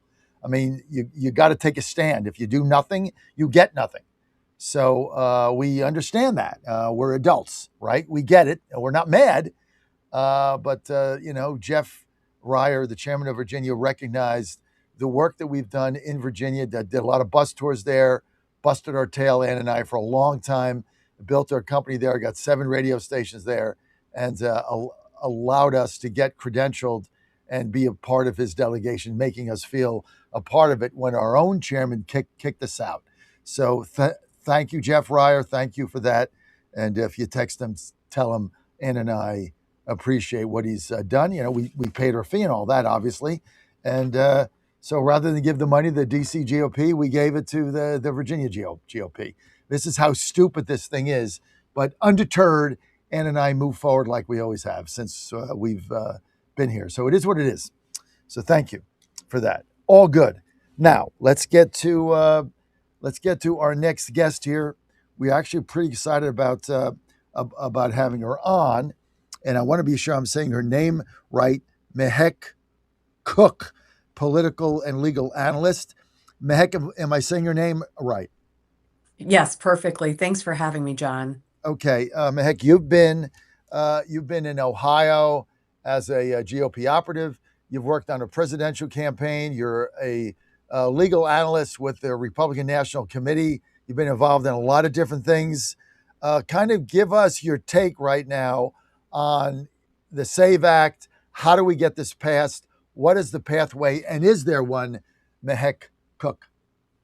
Well, John, I think we're in a lot of trouble. The fact that President Trump addressed the nation and not only talked about foreign adversaries, China to be precise, infiltrating our elections, our integrity, which is a national security concern. But we've always known, I mean, you hear about the deep state all the time, John, but the deep state was also working against President Trump in 2020. There were operatives, analysts that were working to make sure that President Trump had no idea about the national security threats. So you add all of that up with what DHS Mark Wayne Mullins found, over 200,000 illegals voting in our elections. And let me tell you, it's only 4 states. It just comes to show that our party, Republicans included, are not motivated this election. They promised us safety and security and election security, and it's not happening. The SAVE Act, the only way to do this is to end the filibuster, John. It's something that we have to do. I'm so tired of these old excuses. I had one senator tell me in the good old days, we used to work with Democrats. Well, the good old days are over. I know that we're looking through reconciliation, which is a path that potentially we don't need a majority. We need 51, right, Republicans to work and pass the SAVE Act. But I don't know what the Senate parliamentarian's going to do. They could say that the provision does not have budgets attached to it or monetary dollars, and they could strip that out. And we're left hanging. I mean, the midterms are right around the corner, and I just don't see a lot of urgency. So I'm extremely worried, not just for midterms, but for future elections as well. We have to end the filibuster. I think that's the only way to get this done. Well, we're not going to do it. And now we've nominated Darlene, what's her name? Darlene Graham, starts with an N. I can't even think of her Nordum. name. Yeah. What is it? Darlene Graham Nordum. Nordum. So seems to be a nice enough lady. Yay, you know, I get the mourning of her brother, and I understand memorializing it. I get all that, but we have no idea where this woman stands on anything. She had, when she was sworn in, she was going to the chamber. Media asked her, where do you stand on the SAVE Act? She said, I'm not here to answer questions. Then she goes on Laura Ingraham last night. Not one tough question. Basically, are you comfortable? Would you like a hot cup of coffee or a cold soft drink? Would you like a better chair? I mean, that was basically the questioning. We have no idea where the lady stands on anything. Country's hanging by a thread, and we can't get these old men to get rid of this filibuster, which is a complete joke. What are your thoughts on that? Well, I know that there's apprehension here about her appointment from some Republicans, but I trust President Trump. He sat down and he spoke to her. President Trump knows how important the Save America Act is. It's not just this election, it's future elections. It's our integrity. It's making sure that we don't have illegal invaders infiltrating and taking away the American dream and the American vote and threatening our democracy. So I have full faith that President Trump knows where she stands. But more importantly, she's appointed today. There's still going to be a general election. There'll be a runoff. So again, we have an opportunity to see if she's tough enough and if she's going to if she's going to vote for the SAVE Act and other important measures. But let me tell you, most people, all they do is talk, but they don't deliver promises. Until we didn't have President Trump, we saw Republicans on this merry-go-round. Because of name recognition, they continue to get elected, but refuse to deliver for the American people. I'll tell you the all-star right now, it's Bernie Moreno, Senator Moreno out of Ohio. He's the one that has broken the system of just over-promising and under-delivering. And I think under President Trump's leadership, it's the same thing. He's holding Republicans accountable. That's why you saw so many primaries. I was excited to see the old system is getting completely crushed, and we're rebuilding it with a younger, fresher generation of people that know what it means to deliver their promises. How do we get this filibuster passed? I mean, we don't have we don't have the 50 votes. We just don't. I guess McConnell's now is fine or something. I don't know. It's weekend from Bernie's or something. But look, Mehek, at the end of the day, time is running out. The clock is ticking. We can't get anybody to act. They do nothing. They hide behind the curtain. They don't want to vote. And many of us now, Mehek, believe that a lot of these GOP senators, they're not even playing to win. They want to lose. They just want to ride Trump out and go back to what they've always done, like you say, the good old days. Well, I don't think the past is behind us. After President Trump, there will be another Republican all-star through his guidance, through his mentorship, that's going to carry that torch. So the days of under-delivering and underperforming are over. I do think reconciliation will force Democrats and Republicans to be on the record to say, do they believe American elections are for American voters? And that will give us a pathway on what to do the next cycle. Do we need to vote these individuals out? Do we keep them on board? But I think that there's very few holdouts today. We've seen that in the Republican majority. We know who they are. So it's time to wheel and deal with them. And this is a prime opportunity for JD Vance to step in and to start negotiating with some of these individuals to get them to the finish line. There has to be something they need in their states. And we can deliver that, whether it's more healthcare services or something that's not even tied to election security. But that's how these deals are made. We all But know he's that. not done that. I mean, this is another frustration, Mehek. He's not done that. I mean, he's written a book. He's going around. He's going on The View. He's going on Joe Rogan. Whoop-de-doo. Chris LaCivita's driving it all, raising his great. Yay. Okay. 28. We're all for that. I'm about 26 right now. And so what you just said is absolutely spot on. But Vance has not done any of that. He's not talked to the senators. He's not negotiated. He's not strong-armed them. He could right now, like I've got this caller, Dave in Arizona, calls me up 2 times a week and says, look, Vance can go in there right now, grab the gavel, hit it, adjourn the Senate. We can get 150 people appointed, and then basically he can fire the parliamentarian. He's not done it. So how do we get him to do this? Well, I think it's a prime opportunity, and this is where President Trump is still the leader of the party. He's calling the shots. John, I have not seen anybody in his administration to date, including JD Vance, overstep that. But I'm calling on President Trump to start using the people in his administration, including Vance. I think he's powerful. I think that's why President Trump had Vance negotiate in the Middle East, but he is that hidden gem that we need to start using to make sure that we can follow through in leadership. And I know Vance is a winner because look, we had 11 people fight to be that senator, and he went from senator to VP. That doesn't happen overnight. He has the intellect. He has the trust of the American people. Now we just have to use him to go in there and roll up his sleeves and get this done. Look, I agree with you 100%. This has got to get done. Time is running out. If they don't cheat, they can't win. You see all these comments out there. They want illegals voting. You brought up the Berry lead here, right? 200,000 illegals have voted in our election. In how many states? 4. 4 states. Now, we don't know what the number is if you go to 50 states. We have no idea. 4 states, you got 200,000 illegals voted. Any of those could swing a district. Any of those could change the balance of power in the United States. What have we done about it? Nothing. Well, I think, again, this is why Save America Act is so important.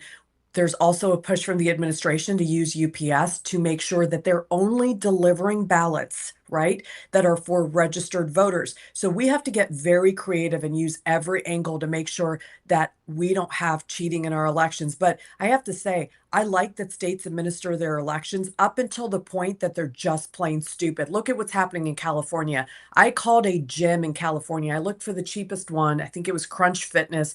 $20 a month. I said, I'm in California, forgot my driver's license. What can I do to get an identification? Because remember, you can vote in California elections with the gym membership. The guy on the phone tells me, don't worry about it. Just bypass coming in. Do it online and we'll send you a gym membership. Now, when you have stupid states and stupid leadership like Gavin Newsom in California, well, then I think the feds need to come in and really take over. So there's a massive opportunity to just shake stupid out of some of these states. But Harmeet Dillon in the Civil Rights Division also has to win every single one of these cases. She's demanding voter rolls. And we have Democrats that are pushing back. Why? They were willing to give it to China. I mean, China has voter data. Why won't they give it to the Civil Rights Division at the DOJ? I just shake my head at some of this, but we've got to win. We've got to win these lawsuits, and we've got to get the Senate back working for the people. Mehek, what are you actually involved in now? What are you doing now? So I am an attorney and do a lot of crisis communications, and I'm a surrogate for the RNC. I work a lot in Ohio and nationally. I believe in the Republican Party. I'm a immigrant that came here legally. So the thought that we have illegals working our system, whether it's fraud that's rampant in Ohio to abusing our election systems, I work very hard every single day to make sure the American people know the truth about what's happening in our country. Tell me about when you say you're a surrogate for the RNC. Did they get you on today? Did we go through them? Yes, you went through them. I usually do a lot of media on Fox News and Newsmax and other shows, but the RNC actually asked me to come on your show today, and I was excited to do it. I listened to your previous segment about your chairman not being supportive of you and your wife, and I think that we have a lot of weak and loose Republicans across the country. So I like that you're exposing them and telling the American people the truth. And that's what I feel my mission is here, to make sure not only the midterms, but beyond, we're growing our party and we're telling the truth, because there's a lot of lies out there. I'm on mainstream media as well and have to combat it every day. You're really good. Ever see the movie Casablanca? I haven't. I'll put it on my list. Oh, you got to see that. There's a scene at the end where it was Dan knows this, Humphrey Bogart and Claude Rains, and they said, hey, I think this is the start of a beautiful relationship. You're very effective. You're one of the most articulate, effective people that we've had on, and this is such an important issue. And I can sense you're a fighter. Tell me about a little bit about your Ohio experience. So I'm an attorney by background. So I've worked for a governor as a legal counsel. I've worked at the Department of Agriculture. I'm sure you remember, please tell me you remember, the dangerous wild animals, lions, tigers, bears, just running rampant in Ohio. We made national news. So I was then sent to the Department of Agriculture as their general counsel. I felt like I was Tiger King most days because people weren't calling me for legal advice. They were actually asking me how to tranquilize a bear and just the craziest things. But I did that for about a year and a half. It's all about safety and security. I've worked on presidential races, Senate, and then I help a lot of Fortune 500 to 100 companies on just crisis communications from COVID. I mean, you remember how many companies were scared. Ohio was one of the very first states to shut down. I was 100% against it. I knew it was a hoax and a lie. So I really work hard to get my name out there and help people navigate through tough situations. And right now it's the Republican Party. We're in a tough situation. We have a majority, but we're working like we're in the minority and we're already defeated. So I not only Ohio, but nationally am helping, whether it's candidates or the RNC, get our message out. Is Vivek going to win that race? Yes, and I'll tell you why. He not only has the presence in all of our 88 counties, he's working overtime to speak to people on an individual basis, to get out there. But I think Sherrod Brown is the wild card, because Sherrod Brown came in, you remember him, right? Oh, yeah. 50 to 60 year. He never got a job, John. So he's now back trying to get his Senate seat because that's the only way he'd ever get elected.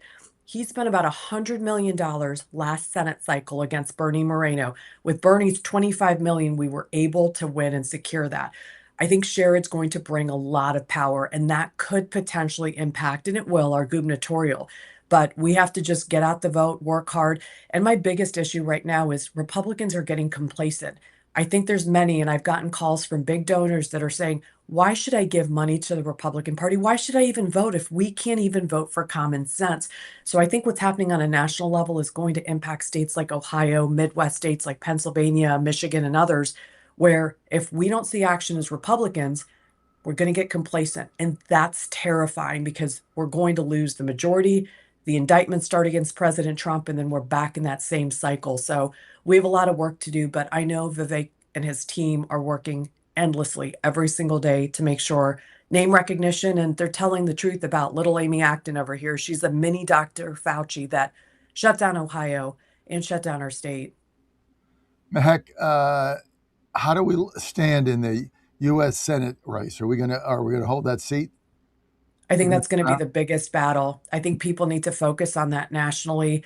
You have Senator Thune that needs to cross that line to get the Save America Act finished and done. Why won't he do it? You know what? You're the first surrogate we've had on that has been completely candid here, right? It's a do-nothing Senate. They don't do crap. They hide behind the curtain. They don't want to vote. They won't bring it to the floor. They talk about, traditionalism and all the nonsense. Meantime, we all know that if the Democrats took control of the Senate, the filibuster, hold the music, Dan, the filibuster would be gone in about a half hour. Everybody in the country knows that follows this stuff. How do you get Thune and these people to come to the table and end this nightmare we're in? Well, I saw Senator Rand Paul and so many others say we have to make calls every single day as the American people, our voices can get this over the finish line. In addition to national leadership, President Trump has already put pressure. I want JD Vance in that ring to start pushing and demanding results. He's been a senator. He knows how to cross that finish line. And look, we're not going to know every single deal that happens behind closed doors, but I know Vance can help deliver this for sure. Well, I tell you what, if you've got his ear, he's got to get and take control of the Senate. And I agree. You're the first one who's come on my show of stature, other than a lot of our callers like Dave is one in Arizona, who has said, look, Vance has got to take control of this Senate. He's got to take control of it. He's the president of the Senate. He's AWOL. He's not doing it. Joe Rogan writing a book, The View. Who cares, right? That's 28 stuff. Let's get this done now. And I think you're absolutely spot on. You're a woman of great courage and stature. Do me a favor, Mehek, see that little box down there, the chat box? Put your mobile number there. That's private. It's only between me, you, and Dan, so we can stay in touch. I've got to get you on as a regular guest because you absolutely have nailed everything today. And you're very, very articulate in the way you present this. If we don't get off our butts, we're going to lose. And you're right. People are just getting depressed because they don't see any action. So you're right. Why should I give money? Why should I knock on doors? Why should I do anything? Why should I even vote? Nothing is going to happen. The Republicans won't do anything. Why should I get involved? That's the biggest issue we have, and you nailed it. Thank you, John. It's a pleasure being with you. Put your phone number there. People want to follow you. Where do they go? At Mehek Cook. I'm on X, Instagram, but most of my political commentary is on X. So at MEHEKCOOKE. At Mehek Cook. Okay, put your phone number in. I'll stay in touch. Mehek, thank you for being with us. We're out of time this segment. West Virginia Mavericks chomping at the bit. They're next. Keep it right here.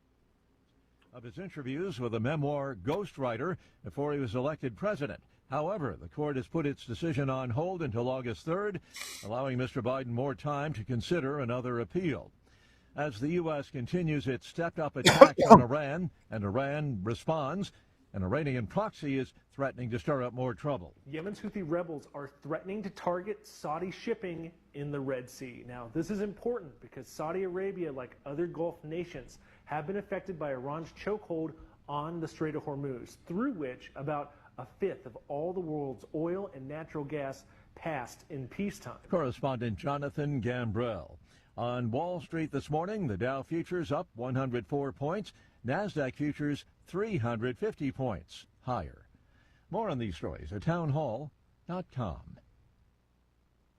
The following is a real-life story from Trinity Debt Management. When I was feeling the stress of too much credit card debt, I looked at two different options: debt settlement and debt management. They may sound the same, but guess what? They're not. Debt settlement seemed like a quick fix, but I found out it would destroy my credit, create tax headaches, and hit me with huge fees. They actually told me to stop paying my bills. No way, not me. Then I turned to a debt management plan developed by the team at Trinity. They worked with my creditors, lowered my payments, reduced my interest, saved me thousands, and paid off my debt. And Trinity is a Christian company, which is important to me. If credit card debt has you down, call Trinity at 1-800-990-6976. My name is Heather. Please forget debt settlement and remember Trinity Debt Management. 1-800-990-6976. A man has stabbed and wounded two people near Greece's top tourist attraction. The assailant attacked a man and a woman, both Greek Americans, with a knife on a pedestrian street near an entrance to the Acropolis itself and near the entrance to the Acropolis Museum, which lies at the foot of the Acropolis Hill in Athens. Police say the woman suffered light injuries to the leg, while the man was more seriously hurt, with wounds to the arm. The attacker was detained at the scene, while the two victims were transported to the hospital by ambulance, authorities say. The identity of the attacker was not immediately clear, but police said he appeared to have been suffering from psychological problems. The attack did not lead to any closure to the sites, which continued operating as usual. I'm Charles Philadesma. At least 10 people are dead. 17 others remain missing after a disaster inside an under-construction tunnel linked to a hydroelectric project in northeast India. News and analysis at townhall.com. There's concern that bad weather could further aggravate already rising gas prices. In Chicago, Litsa Mavrothalacitis' car was close to E and needed a fill-up. She initially didn't see the sign, reading $4.59 a gallon. Oh my gosh, gas went up again. Gas Buddies Patrick DeHaan says tensions around the world mean paying more at the gas pump. Between Ukraine's attacks on Russia's refineries in the U.S. and Iran, that is the bulk majority of what's moving gas prices in the last week or two. The White House has said oil and gas prices will plummet once the war with Iran ends. If this trend continues, expensive gas will likely be at the top of voters' minds leading up to the midterm elections in November. I'm Ed Donahue. New estimates show road deaths are declining in the U.S. and abroad. Study in Lancet Public Health reveals that global road injuries and fatalities each fell more than 30% from 1990 to 2023. More on these stories, townhall.com. Now more than ever, it's imperative to support companies that share our conservative values. That's why I can't be more excited to tell you that I've switched my family to Patriot Mobile. Patriot Mobile is America's only Christian conservative wireless provider. When you switch to Patriot Mobile, you shift your support away from the leftist, woke, progressive agendas of Big Mobile. Patriot Mobile's wireless service works perfectly and seamlessly as you go about your lives with exceptional nationwide coverage that uses the same towers the main carriers use. Patriot Mobile donates a portion of every dollar earned to causes you care about, to organizations that fight for religious freedom, First and Second Amendments, sanctity of life, and the needs of veterans and first responders. Patriot Mobile has plans to fit any budget, along with great discounts for our veterans and first responder heroes, as well as multi-line users. Switching is easy. Just go to patriotmobile.com/Godzilla or call their U.S.-based customer service team, 972-PATRIOT. That's 972-728-7468. Use offer code Godzilla for free activation. Washington is wasting $500 million every year on a federal supervision system that doesn't work. Probation officers are overwhelmed. Resources are going to people who pose zero threat, while actual dangerous individuals slip through the cracks. The Safer Supervision Act stops the waste and refocuses every dollar on protecting families from harm. President Trump's own pollster found about 80% of Trump voters want this fixed. It's time for Congress to get this done. Stop the waste. Protect our communities. Visit safersupervision.com. Paid for by the Reform Action Fund. And they're off. This summer, the Thunder returns to Colonial Downs Racetrack. Live thoroughbred racing June 25th through September 7th. Feel the excitement. Hear the roar of the crowd. Experience Virginia's premier horse racing destination every Thursday through Sunday all summer long. Bring the whole family for Family Fun Sundays, packed with activities for all ages. Parking, free. General admission, free. Memories, priceless. Make Colonial Downs Racetrack your new summer fun time tradition. Get tickets and race day info now at colonialdowns.com. The Cats and Cosby Show. It's the top news of the day. People are out there saying, oh, the Iranians are never going to live by it. But let me tell you something. President Trump is going to bomb them again if they screw around. Hopefully they live up to it. And if not, the pounding's coming. We're going to do it again and again and again. The Cats and Cosby Show, weekdays 5 Eastern, 4 Central on the stations of the John Fredericks Media Network. Trump is the toughest president we ever had. Well, he's definitely the best bomber.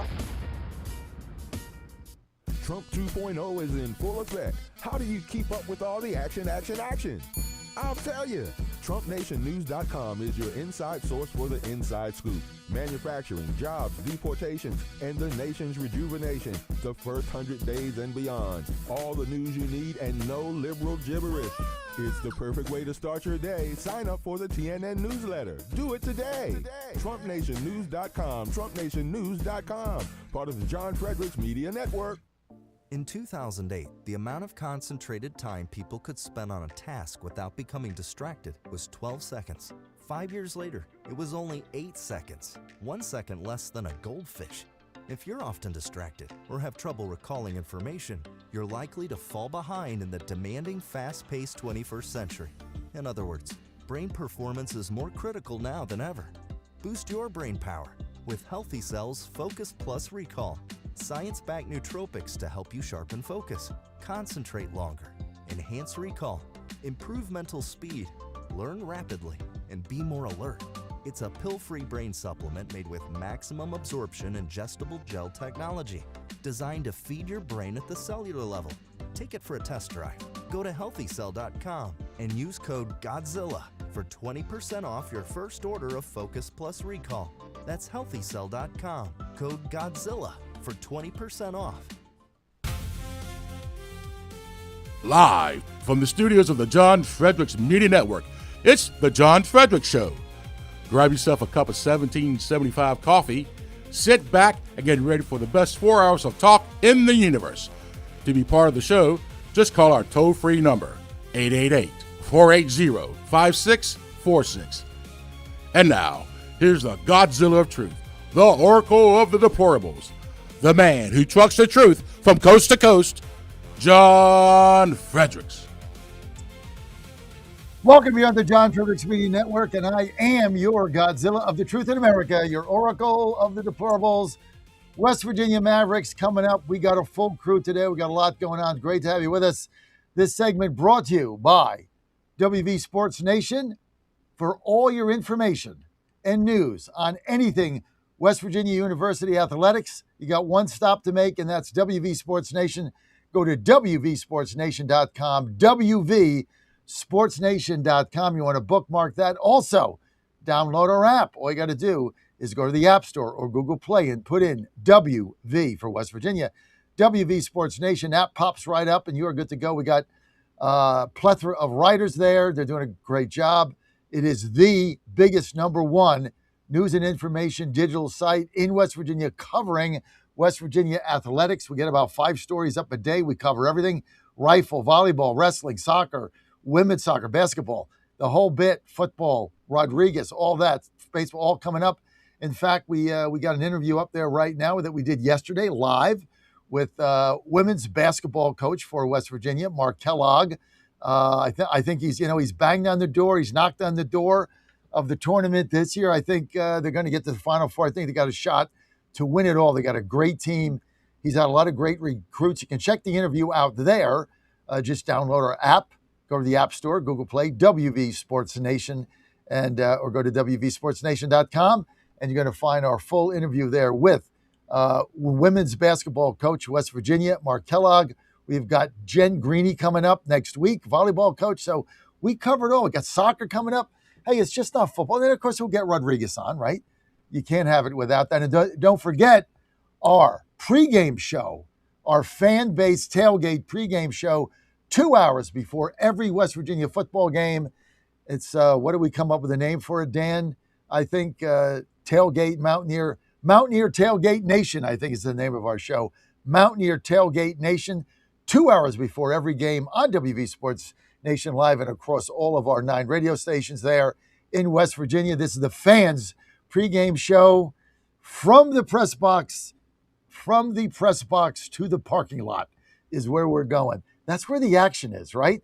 Blue Lot Special, baby. Anybody knows West Virginia football. Plus, our bus is going to be there. Oliverio is advertising on it. He can't wait. We're going to have our big bus there for all the home games. It's going to be a lot of fun. And you can catch all the action in our pregame show 2 hours before every West Virginia home game. You can catch it on all of our West Virginia stations on WV Sports Nation and also on our app, WV The Torch. Just download that app too, WV The Torch, all the ways to reach us there. So it's not the typical pregame show. This is fan-based. We're going to be taking callers, and it's going to be a lot of fun. So you want to participate in that. And I can't wait. Let's start. We're having our first show. Big 12 opens on, what is it, Dan? August 29th. And we'll have our first pregame show there starting at, I think, 10 a.m. or 11 a.m., I'm sorry. And then our first game is September 5th. The Mountaineers opening against Coastal Carolina at home. And we'll have our pregame show there from the bus and that's going to be on September 5th at 10 a.m., just after Godzilla wins. So there you have it. Joining us, we've got, let's bring everybody in. Michael Haidt, West Virginia House of Delegates, District 92 Republican. Mike Oliverio, State Senator, my district, Motown. Thank you for joining us, Mike. Missed you last week. Everybody wanted to kick you to the curb, but I got your back. Gino Chiarelli is with us, West Virginia House of Delegates, District 78. And joining us in a cameo appearance, John Finley, former senior advisor to the Trump campaign 2024, and also an associate with the Patrick Morrisey administration, now doing his own thing, hanging out up here sometimes with me in D.C., but still got his fingers in the West Virginia pie. So, guys, thanks for being with us. Let's get right off the bat. Start with Oliverio. John, try to steady your camera there. Let's get to Senator Oliverio right off the bat. Mike, we missed you last week. Just give us an update. A lot of talk. Everybody I talked to in every other state, and I don't want to beat a dead horse, but they all want out of data centers. In fact, your friends in Pennsylvania, the Republicans are making it a campaign issue. No data centers. Kathy Hochul in New York, first governor, 1 year, moratorium, no data centers. In Virginia, it is the hottest political issue there. No data centers. Yet you guys in West Virginia are begging for them. Why doesn't everybody just come there? Nobody else wants them. It's turned into a political football center in every other state. Hey, John, I like to say that I live at 123 Main Street in reality. And here in reality, we know that we will need transmission lines, pipelines, data centers, new power generation. And our job as elected officials is figure out a way to do those things in a responsible way, do those things in a way that is affordable and in a way that benefits our West Virginia citizens and our state in general. And I think if you approach these issues in that way, you can find solutions. If your goal is to be against all of those things, politically, that's very easy to do. But the reality is when it's 4 degrees on Christmas Eve and you don't have power to warm those houses and keep the lights on, people are going to be upset. And they're going to be even more upset a few weeks later when they can't watch the Super Bowl because there's not power or light in their homes. So we've got to find a way to conduct ourselves in a responsible manner, use our state agencies that are chock full of trained people, whether it's our DEP or Commerce Department, and figure out a way that we can meet the needs of our citizens. Let's bring John Finley in. John, what do you see as some of the biggest issues now facing the Mountaineer State as it relates to the governor? I mean, it's still just going to be what the long-term issues for West Virginia have been, which are jobs, and more jobs. I mean, we're not going to be able to do anything unless we start growing. The areas where we've been having growth, Mon County, Eastern Panhandle, they're doing just fine. It's the southern half of the state that just had some long-term deindustrialization that we need to do. And again, I think as Mike has mentioned, we need those data centers to provide more revenue for us because long-term, West Virginia is heavily reliant on taxes from coal and natural gas. And, eventually the coal we're too linked to what the price of coal is. So we need more data centers and more other revenue streams. And so hopefully, the data center bill and some other stuff can help us. But I mean, the biggest problem has been the problem for the past 20 years. We just need more jobs, more growth in West Virginia. So where are we with this, Michael Haidt? I know you're a big supporter, Delegate Haidt, of data centers, but nobody else wants them. So you're like the iconoclast of the whole region. And we had the Pennsylvania guys on yesterday saying that it was only Pennsylvania and West Virginia that were net energy, you supplied more than you took in, whatever that conglomeration you guys are in, PG something he was talking about. He said there's only 2 states that contribute to it. Everybody else sucks it out, and they're a net loser. And they were talking about just getting out of that. What are your thoughts on that, Michael Haidt? Well, I'll tell you, there's even there's a concerted effort, I think, everywhere to misinform people about data centers, and it's here in West Virginia as well, and we have to fight back against it. Um, we as legislators have to look at the pros and cons of any industry, and data centers I think have a lot of pros, and we have to continue to fight for them and fight against the misinformation that is being fed. And I think a lot of that probably comes from our foreign adversaries that are trying to misinform the people, and you see a lot of that on the left is pushing a lot of that agenda, but I see it on the right as well that are buying into it.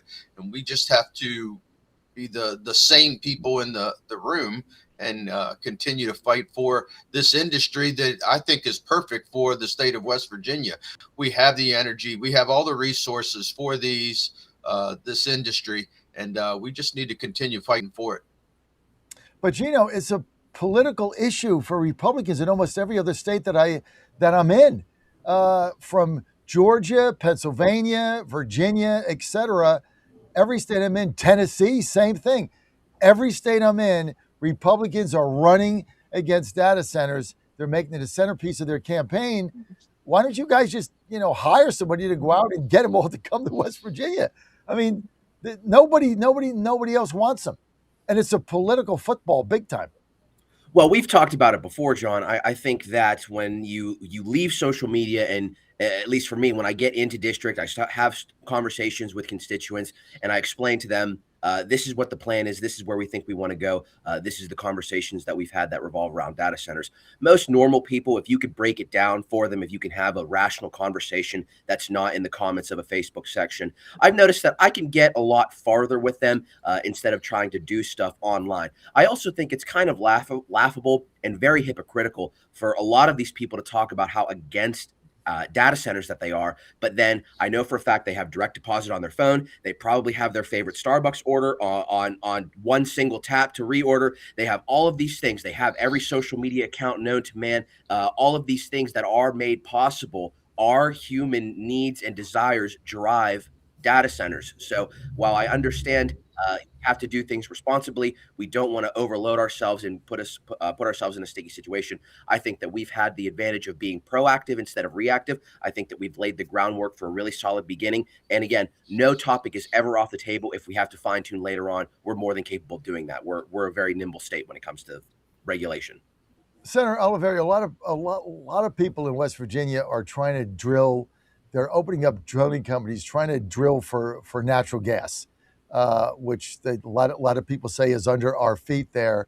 What are we doing anything to help them at all? West Virginia basically floats on an ocean of natural gas. About 5,000 feet below us is the Marcellus Shale. And Marcellus Shale is one of the richest natural gas shales in the world. And another 3,000 feet down is the Utica Shale.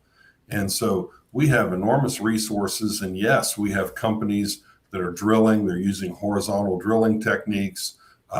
We've had some relief with some pipeline that has allowed for that natural gas to move into markets where it can be consumed and fees can be collected at a higher rate.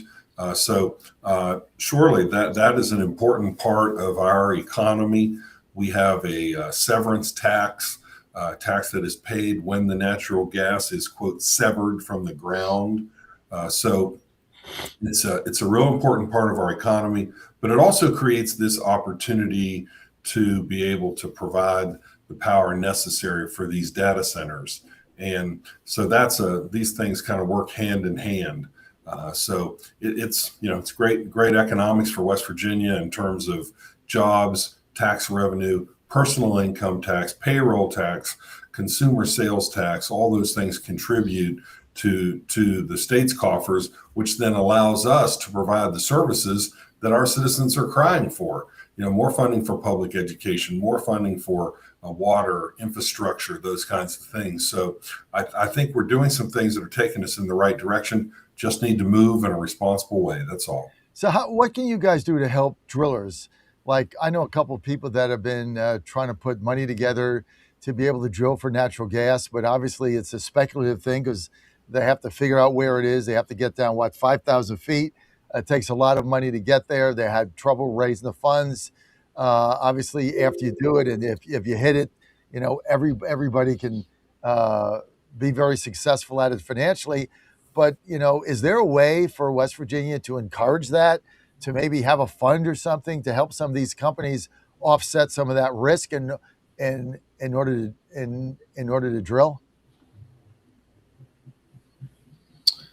Yeah, I don't know if we want to have state funds, taxpayer funds to offset that. I mean, we're sitting on, like Mike said, an ocean of natural gas.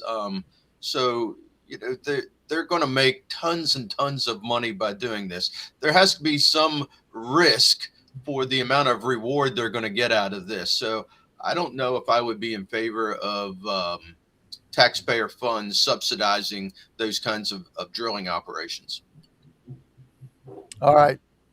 I kind of agree with that. Maybe there's a way to, through your small business or drilling association to be able to facilitate loans. Because I know several drillers that they've not been able to raise the money to get into the ground. They're trying, and, a lot of people figure it's too speculative. They don't know what the price of gas is going to be. Barrel of oil goes down to a certain amount, then you can't make money. John, we put in a regulatory setup that they need to follow when they do the drilling, and it's designed to protect our water supply and ensure safety to our citizens in a variety of ways. And the industry participated with that regulatory setup 20 years ago, while Pennsylvania and New York were making it next to impossible to do that. So we have taken the steps we think are necessary, listening to the industry and listening to our constituents who had concerns. We think we've struck a good balance that has created a level playing field where they can come, drill, make a rate of return for their shareholders, and then deliver value to the state in terms of the forms of taxation that I mentioned. Have you guys looked at, there's a lot of concern in West Virginia about the lack of rural hospital growth. I mean, we all know about, West Virginia Medical Center. We all know about that and the other big healthcare companies. But as Finley was saying earlier, we got him back. You go to you go to the southern part of the state, the rural part of the state. There's not a trauma center. There's not enough hospital care. There's a certificate of need has been an issue with you guys, CON. I mean, how do you see that? I mean, it's hard to get people to move there when they're miles and miles from a hospital, especially from a trauma center.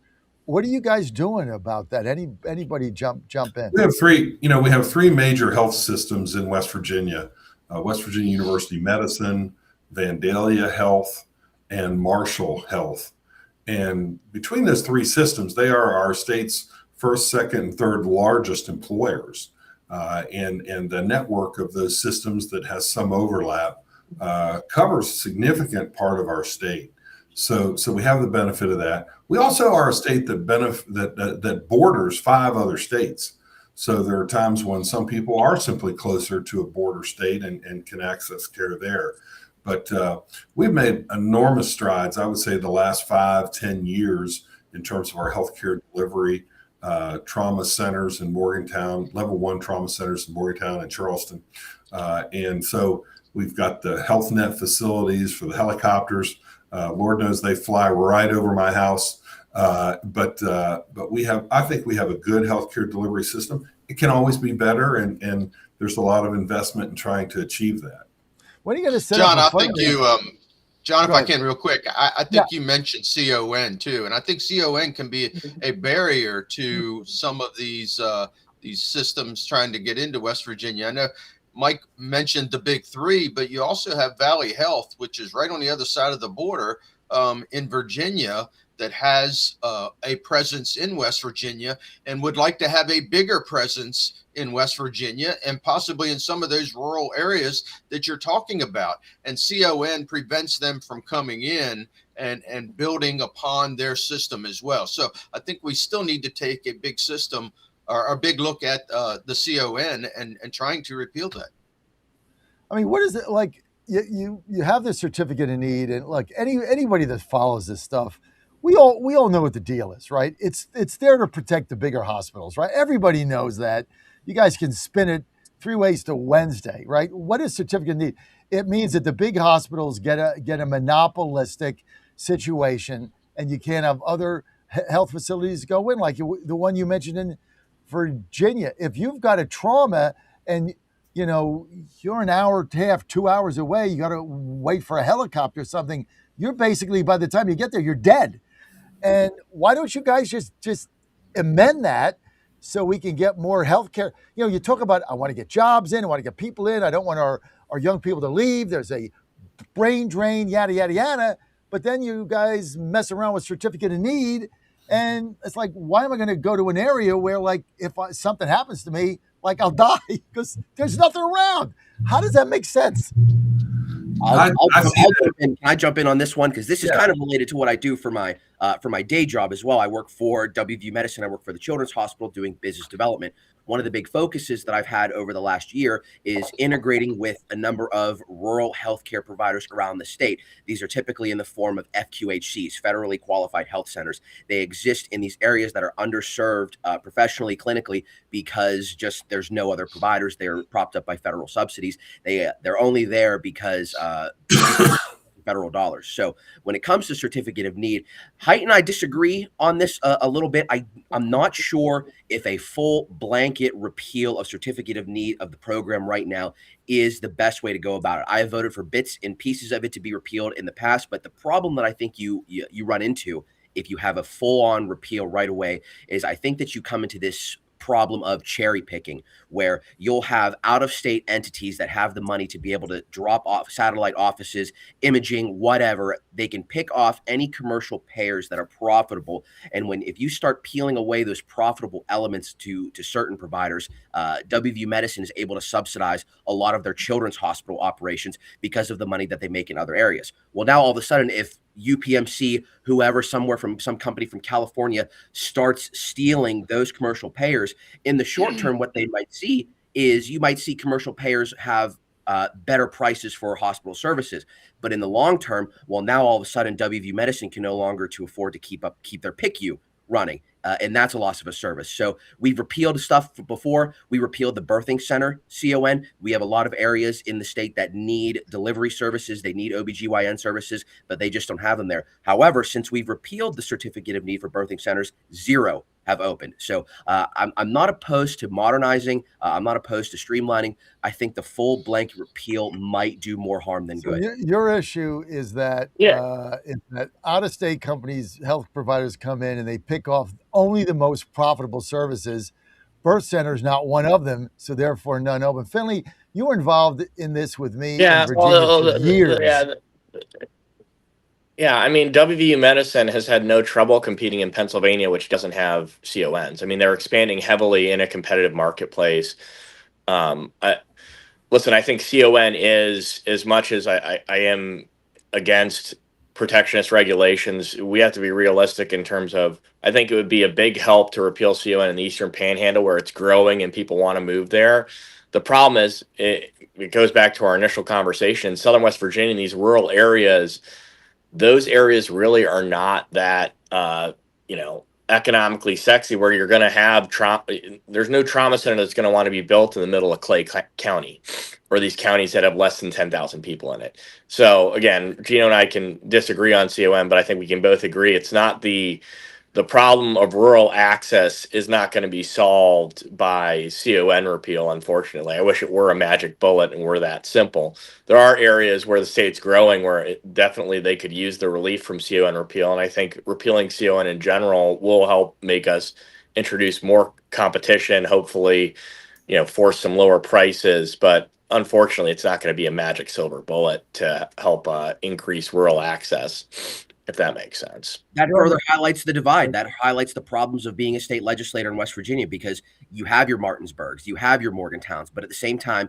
you have, you have Wyoming County, you have McDowell County, where it's very, very diverse, and it's hard to do blanket policy that affects everybody well. I think the conversations that revolve around certificate of need are different in the Eastern Panhandle than they are in the coal fields. But this is why we have a citizens legislature. This is why we have to take everybody into account, because we have to make sure no matter what we do, as many people as possible benefit.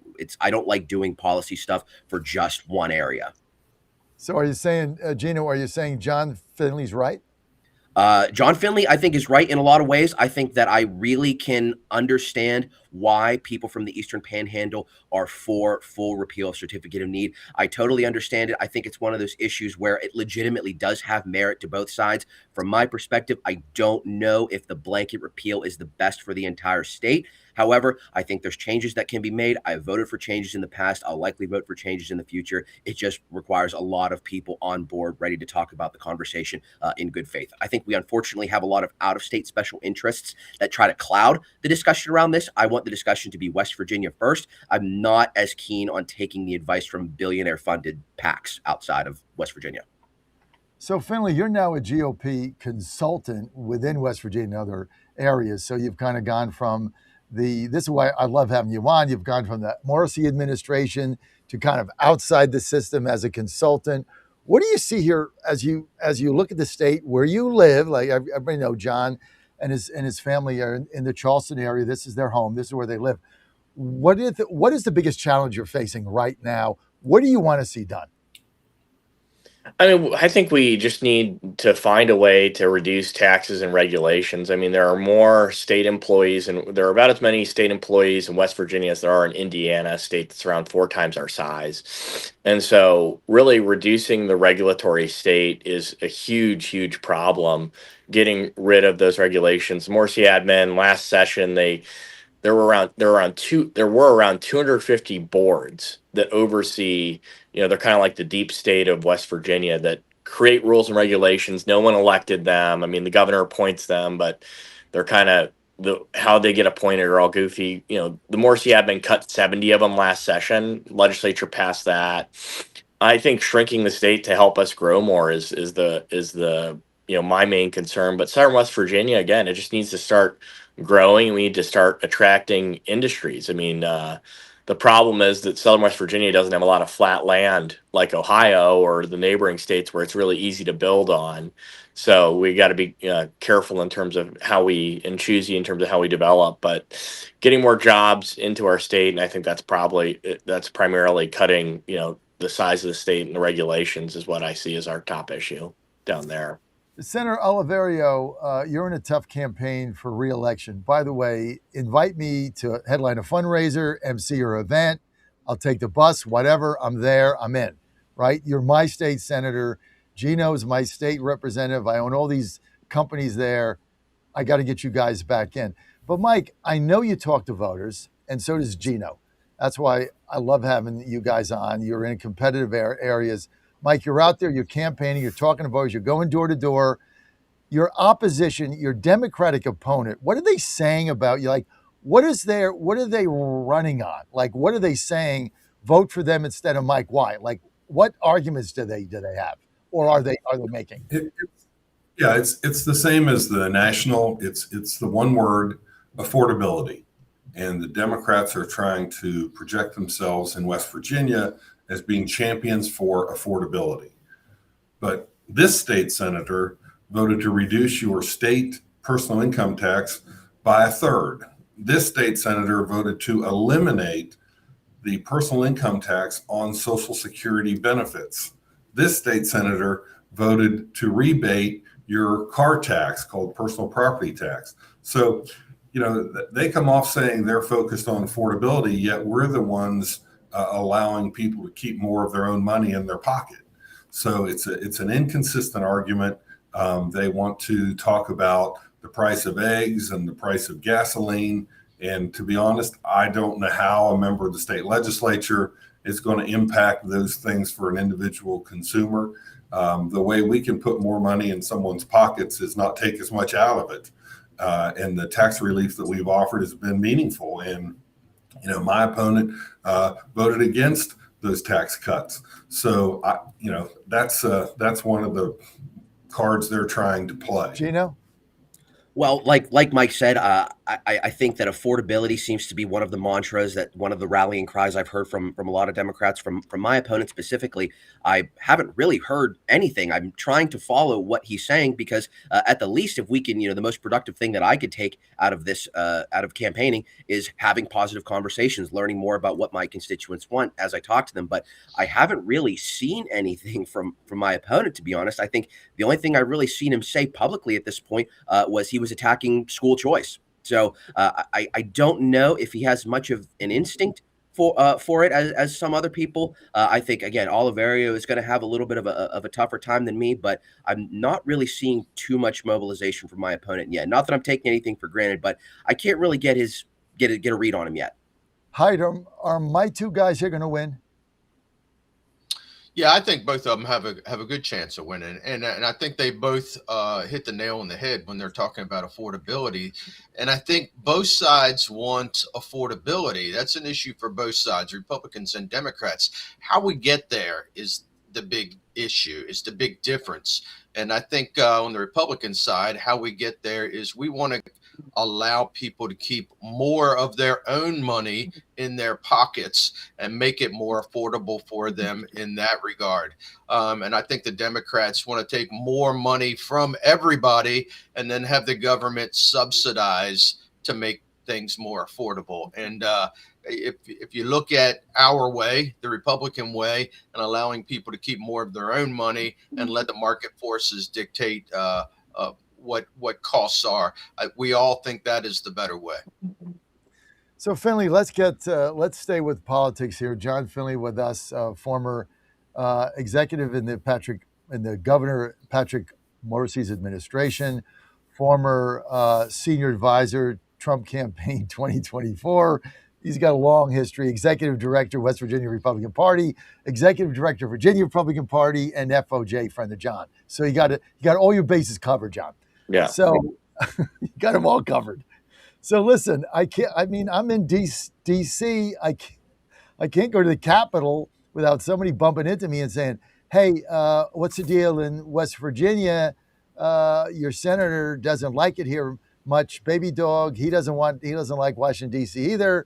He's going to run for governor. What's the deal? How's this play out? Who's going to replace him?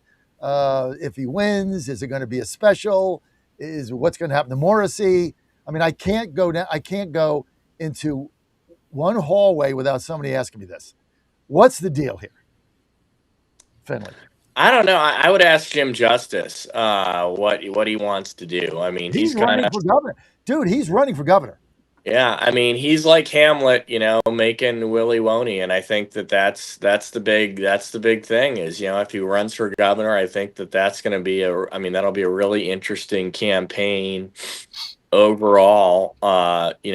Again, he's just like when I was running the Mooney campaign initially, and we went and I was talking to the NRSC, and they said, well, either this is going to be like your standard kind of insurgent campaign where the establishment starts out with a lead and you guys just chip away, or Jim Justice is a Teflon Trump-like figure that just, it doesn't matter what you say, nothing will stick. And it turned out to be the latter. I mean, he was totally just, there was nothing you could say against Big Jim. And again, I'm a supporter of him now after the primary and everything. So I think it'll be fascinating to see. I mean, incumbent governors, the last time there was a Republican incumbent governor successfully primaried was 2010 in Nevada. I believe is like the last time that we're looking at somebody who was actually elected and then not like a replacement who got primary, but full on. So it's really hard to lose a primary as an incumbent governor. But that will be, that'll be fascinating to see what happens. I mean, Patrick Morrisey is very tenacious and likes to campaign a lot, but I haven't pulled it. Our focus is solely on on the fall elections, helping Mike Oliverio and other senators win re-election. So, but no, it's going to be fascinating if it happens. But I haven't talked to Jim directly on that. So I Well, would. hi to everybody. Hi, Mike. Hi, everybody tells me he's running. And what's interesting is like it doesn't even matter like what it doesn't matter like why are you running? Like if I were to ask him like what is your beef with Morrissey? I don't even think they have an answer. It's just I don't like it here. Oh, he'd have an answer. I mean, what would his answer be? Well, I think Big Jim just loves being the governor of West Virginia. That's what he loved doing. And it's just not the same in D.C. being the senator. I don't feel like he feels like he can get as much done as a senator in Washington, D.C. as he can as the governor of West Virginia for West Virginians. And I think that's where his passion lies. And I think that's why he wants to come back. I think he wants to come back, and I really think he will. I think what will be a factor is who else gets in the race in the primary. That Patrick has seemed to be able to pull 30% and just keep that 30% base no matter what.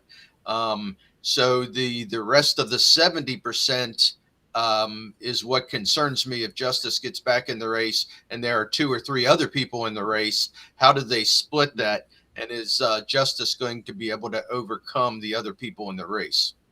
Don't you think that he'll clear the field though? Like, I mean, I can't see a Larry Pack getting in. I can't see a Chris Riley getting in. Like, why would they do that? I mean, why would you do it? So if it's a one-on-one, and I agree, we've said this for 3 straight weeks. The Morrissey base is a rock, 35%. Yeah. It is a rock. It is an immovable object of which I am part of. So I'm part of that rock. The problem is it doesn't grow. And so I don't know how you get over 35%. And I think Justice clears the field. And so I don't even know what the campaign for Morrissey would be if it's one-on-one. I mean, I think he's done a really good job. I mean, look, is he perfect? No one is. But, you know, you guys get along with him. He's done a really good job. And he's a good conservative governor. But that getting that 35% to 50 in a one-on-one, man, that's a bet on DraftKings I would make. No, you're absolutely right. One-on-one, I don't think there's anybody that can beat Jim Justice in a political race in West Virginia. There's just nobody out there right now. So if it's one-on-one, Jim Justice is our next governor. Yep. It's going to be interesting to see how this plays out. And then everything else that goes with it, because then his seat becomes open if he wins. And then there'll be, I guess what? Then there'll be an election. What would happen then? So if Justice's seat's not up until 2030, what would happen? There would be an interim appointment. I think he probably wouldn't vacate prior to be sworn in. There would be an interim appointment, and there would be a special election. I believe there would be a special election that same year. That's the way it works for governor. And the interim appointment would be by Jim Justice. He would appoint his successor. Yeah. So he then becomes the kingmaker for the Senate. So he would play this out. This is fascinating. So Justice beats Morrissey in a primary, if that happens, and then Justice will appoint his replacement. You can't make this stuff up, man. And then he's like got the political dynasty. He's going to appoint his ally. So then if you want, like, think this through. So if you want to be a senator, let's say, pick a name. I don't know, Chris Riley, Larry Pack. Right? Larry Pack. You want to be U.S. Senator. You're treasurer. You want to be U.S. Senator. You don't run for governor because you don't want to split the field.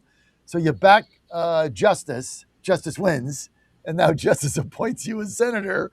And now good luck beating him when he's already the senator for 18 months. I mean, it's crazy.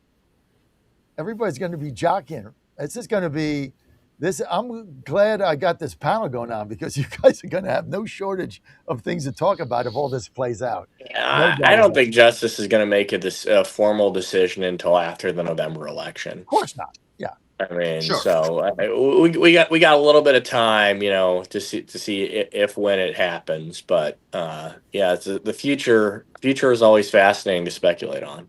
So Well, it's not a speculation. It's everybody's saying that he's going to run, John. So it's not like we're just making. It's like everybody I talked to was telling me he's running. So, and people that know him well. So I would take this from speculation to pretty much a done deal. But yeah, I think he'll wait till after the midterms. Have to do some campaigning around and try to help himself out. But I don't know. I would. I don't. Are you? I would. I don't know what you're going to do as the general consultant for the Morrissey campaign in a one race. I'm not doing that. I'm focused solely on the Senate. So that's state Senate. That's what my focus is on. All right. So then, how does John, our law is different than the federal law, and there might be some people listening that are a bit confused. Under federal law, a president can run for 2 terms, can serve 2 terms, period. And so in West Virginia, a governor can serve 2 successive terms, but then can sit one out and come back. And that's the situation we're describing, where Jim Justice, our current U.S. Senator, was elected governor in 2016, reelected in 2020. In 24, he was elected to the United States Senate, and now is looking at the possibility of, in 2028, coming back as governor. So it's a little bit of a unique twist here, where it's a governor can serve 3 terms. I mean, it's fascinating what you guys have got going out in there. So Finley, if you're focused on the state Senate in West Virginia, how are we going to get my guy Oliverio reelected? Nah, it's a dogfight. I mean, that's the one district that's really a truly swing district where Republicans aren't favored. But I mean, when I was there in 2022, a lot of people, were, we can't win that seat, and the state party put in a lot of resources. Mike ran a great campaign, and it's really different than any other seat in the state. So none of the 17 state Senate seats in the state voted for a Democrat. We're blessed. That's why it's God's country here. Democrats just don't stand a chance. But in Mike's seat, it's the only one where Trump only won by single digits. So it's going to take a lot of investment. It's going to take a unique candidate. I mean, Mike is not, like your standard West Virginia, Republican. You can't be a standard West Virginia Republican and win that seat. I mean, you have to really pound the pavement, focus on the local issues. Mike does a great job with that, but we're gonna have to spend a lot of money. I mean, the Democrats in Morgantown and Fairmont come out, and you can't. I don't think it's possible to win that seat by more than you're never going to win that seat by double digits, but it's possible to win, and Mike does everything that he needs to, and we're trying to invest to make sure that he wins. So well, Mike's got a phone and a pen, so you got to get out there, Mike, and raise money. Anything I can do to help, I'm all in. So Miller's going to win his seat in Huntington. So if Oliverio wins, what's the Senate, 49-1? No. Well, we have a race. We have a race in the Northern Panhandle too. That could be a Democratic opportunity. But right now we only have one returning Democrat. In West Virginia, we have 34 Senate seats, and the seats are staggered. So 17 are elected back in 2024. And now roughly 17 are coming up. We've had some appointments and things, but anyway, so we have one returning that will definitely be there in January, and then it's a matter of these other races. So if you win and we hold it, if I win, if Miller wins, if we win in the Northern Panhandle, it could be 33-1. I think you're going to win the Northern Panhandle seat, even though that's not the greatest candidate that walked the earth. I think she's got a good record. I think she wins. Miller's going to win by 15. That thing is over. That guy's you ever gone out and campaign with that guy's an absolute beast. That guy's going to win by 15. That seat will never go back into Democrat hands. So then the only one remaining is the guy that represents half of my business, which won't return my call, Garcia. Now pick up the phone, Senator. Return my call. Nah, won't return my call. aren't I a constituent? Like, aren't you supposed to return calls? Like if I called up Gino, if somebody called you up and said, hey, I want a business in your area, can you talk to me? Would you like return their call or not return their call like 5 times or return a text? Would you just blow them off? Is that like the way this guy operates? That's I won't speak for Joey. It doesn't. I think that answering every constituent is important, and I think that yes, this is campaign season. Yes, there is partisan politics, but I think that all of us, most of us elected, understand that we represent all people, regardless of political party. So if I have a constituent call me and tell me that they need me for an issue, I'm going to answer the call because that's my job. That's what I'm supposed to do. Monongalia County, we're kind of in an interesting spot where yes, we have a lot of Democrats that live here. But countywide, we care very much about local issues, and it seems like that can transcend sometimes the actual letter that's next to somebody's name. For example, our last election, Monongalia County countywide voted for a Democrat sheriff. They voted for a Democrat county commissioner, but Riley Moore won for Congress by the same margin that the Democrat sheriff and county commissioner did. And Riley Moore is a fighter, man. Riley Moore is very, very intense. I think he's terrific. I think he's doing great at his job. Great at his job. But he doesn't mince words, and he takes very, very strong positions on things. And he won Monongalia County by a sizable portion. So I think that Mon County is primed to vote for the best person possible countywide. So I have a lot of faith in my Senator Oliverio. So I'm very much looking forward to helping him because our districts overlap about 95%. All right, Hey, John, let me also say that I received an email on Sunday from a constituent that lives in both Gino's district and my district about a significant road problem, a pothole ditch area that was coming onto the person's property. And the constituent was telling me that Gino came to his home, looked over the problem, reached out to the Division of Highways and asked for help for that constituent. And the constituent was telling me how appreciative they were that Gino would do that. And I think that's the front line of public service, is to get out and do things like that. And knee deep in a pothole, man. Knee deep in potholes, taking pictures. That's what people care about. That's what the whole thing's about. I mean, and when you don't even return a call because the guy's on the other side of the spectrum. What? So now you're only representing? Like, do you go see if you get an email from somebody asking you to return a call? Do you now go to the voter rolls and see what they're registered as? Is that the new like Joey Garcia deal? Guy's a total stiff, in my judgment. All right, I got 4 minutes. I got to get to what really matters. West Virginia football. It's coming up. First game, Coastal Carolina. Rich Rod, you look at the season last year, he turned the whole roster over, guys. Got all these guys out of the portal, had a brand new system. Right now, we got a quarterback battle. They open against Coastal Carolina. Should be a win. I think they're going to make some noise in the Big 12. We're going to go around the horn. How many wins are they going to get? We'll start with Michael Haidt because that's really what anybody cares about is West Virginia football and Rich Rod's second season. He's had a great recruiting season, guys. I'm just telling you, really good. Mike Haidt, how many wins does WVU football get 2026? I think Rich Rod is still rebuilding. I think we win this first game, but I think we probably go 500. 500. 500 would be a tremendous improvement. 6-6. Okay, let's get to Oliverio. What do you say, Senator? We won 4 last year in Rich's first year back after a complete overhaul of the roster. And I look for us to double that this year. All right. Gino Chiarelli. I think that sounds about right. I was lucky enough to attend the press conference when Rich Rod came back. The energy was good. I think he has the support of the people. I think that mental stuff goes a lot. So somewhere between what Haidt and Oliverio said, that's probably where I would think us. I'm supporting no matter what, and I'm showing up no matter what. So either way, I'm down to the ride. So Haidt's saying 6-6. Oliverio saying 8-4. I'm going to put the difference. 7-5. 7-5, right? Yeah. Okay. Yeah. Finley. They're only going to win 4. Go Cougs. Boo. Oh Come on, John. Party poopers. You have to have a heel. You have to have a heel, Fredericks.